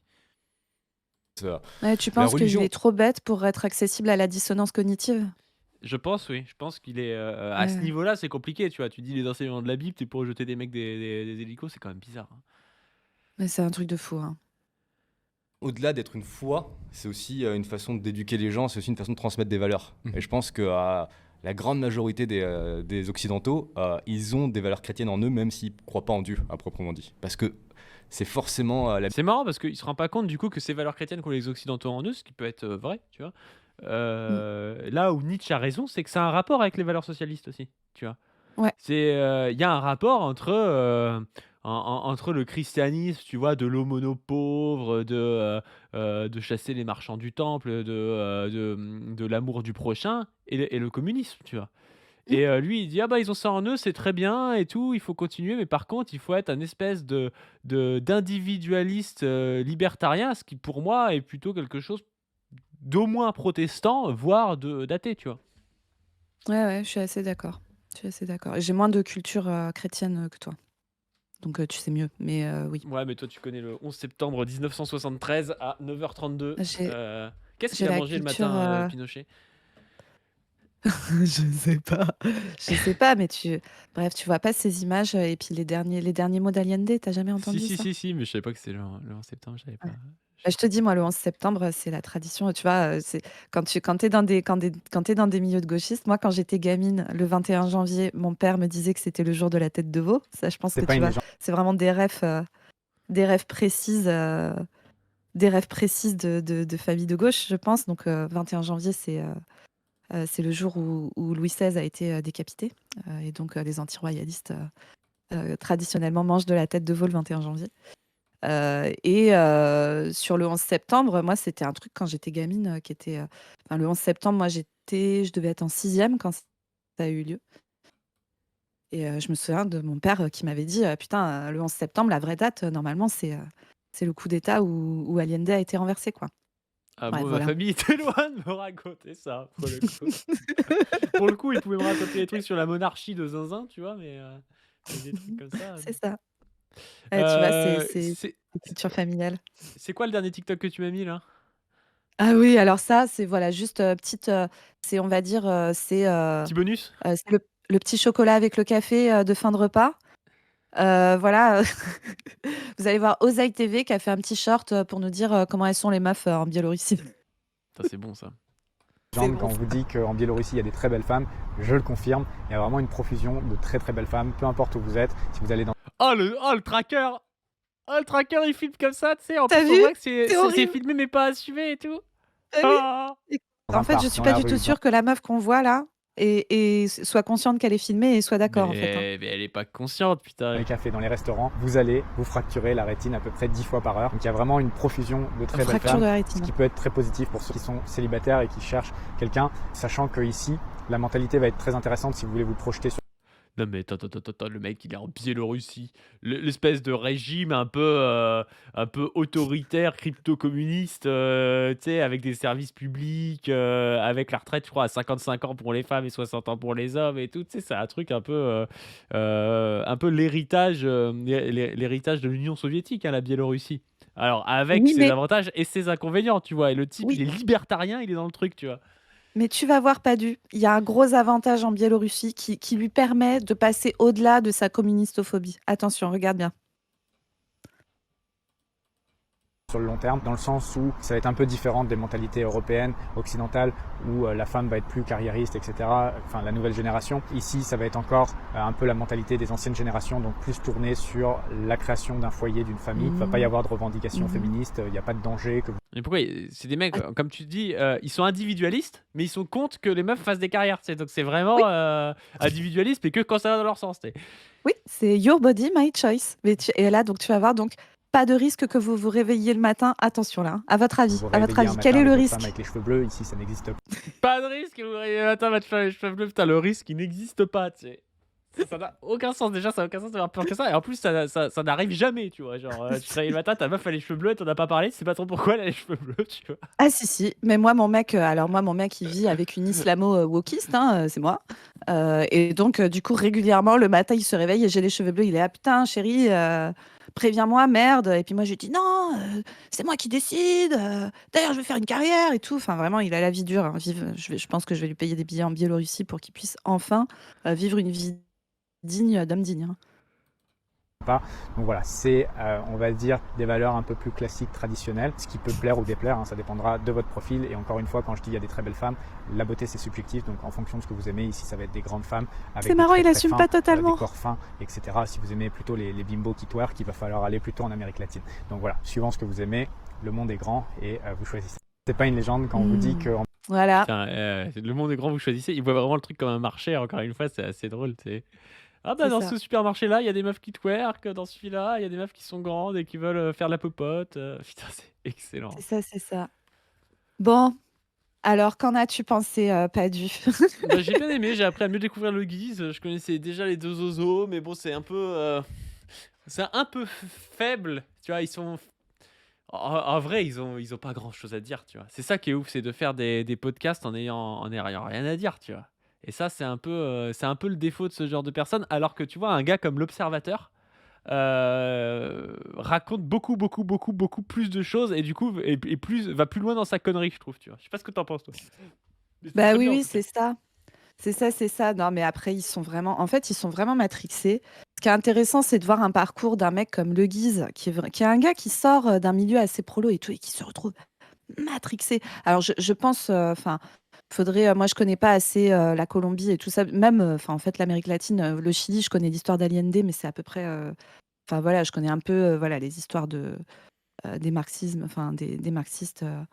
En Amérique latine, mais pas très très bien. Je pense que ça serait intéressant de voir comment un parcours comme le sien s'explique.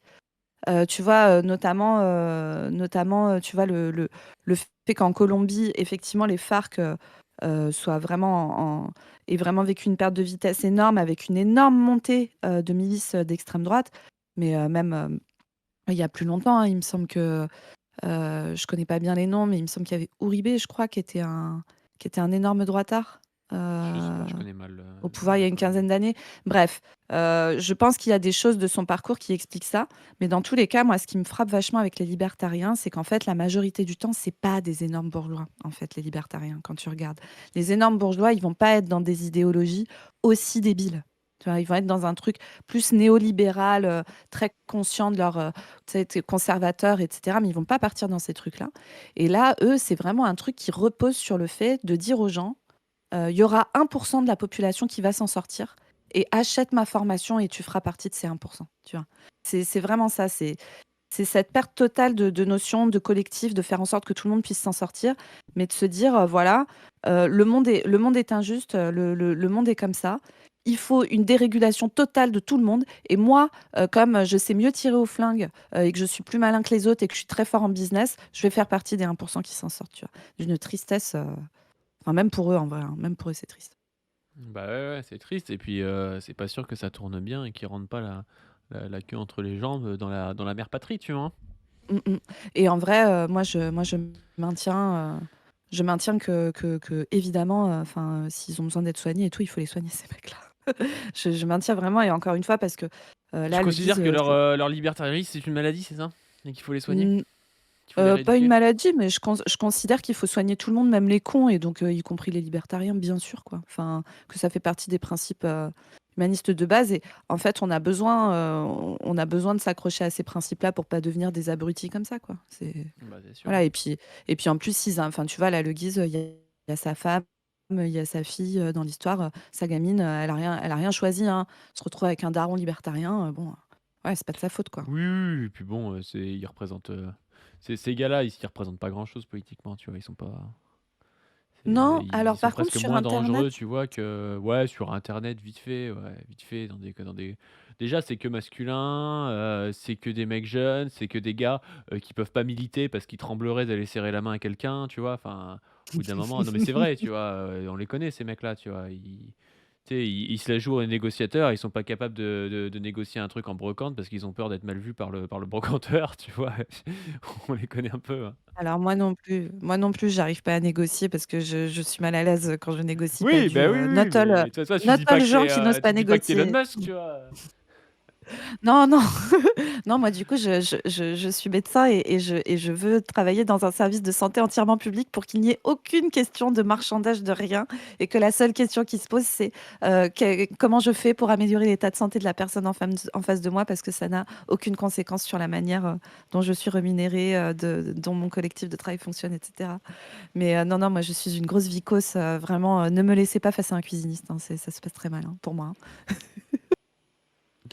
Yes, yes, yes. Bon, sur ce, on vous remercie d'avoir regardé. N'hésitez pas à vous abonner à cette chaîne et à la chaîne principale. N'hésitez pas à aller voir la vidéo sur le graphique, qui est sûrement la vidéo la plus importante en ce début d'année. Les vidéos sur le graphique, même il y a une playlist sur le graphique.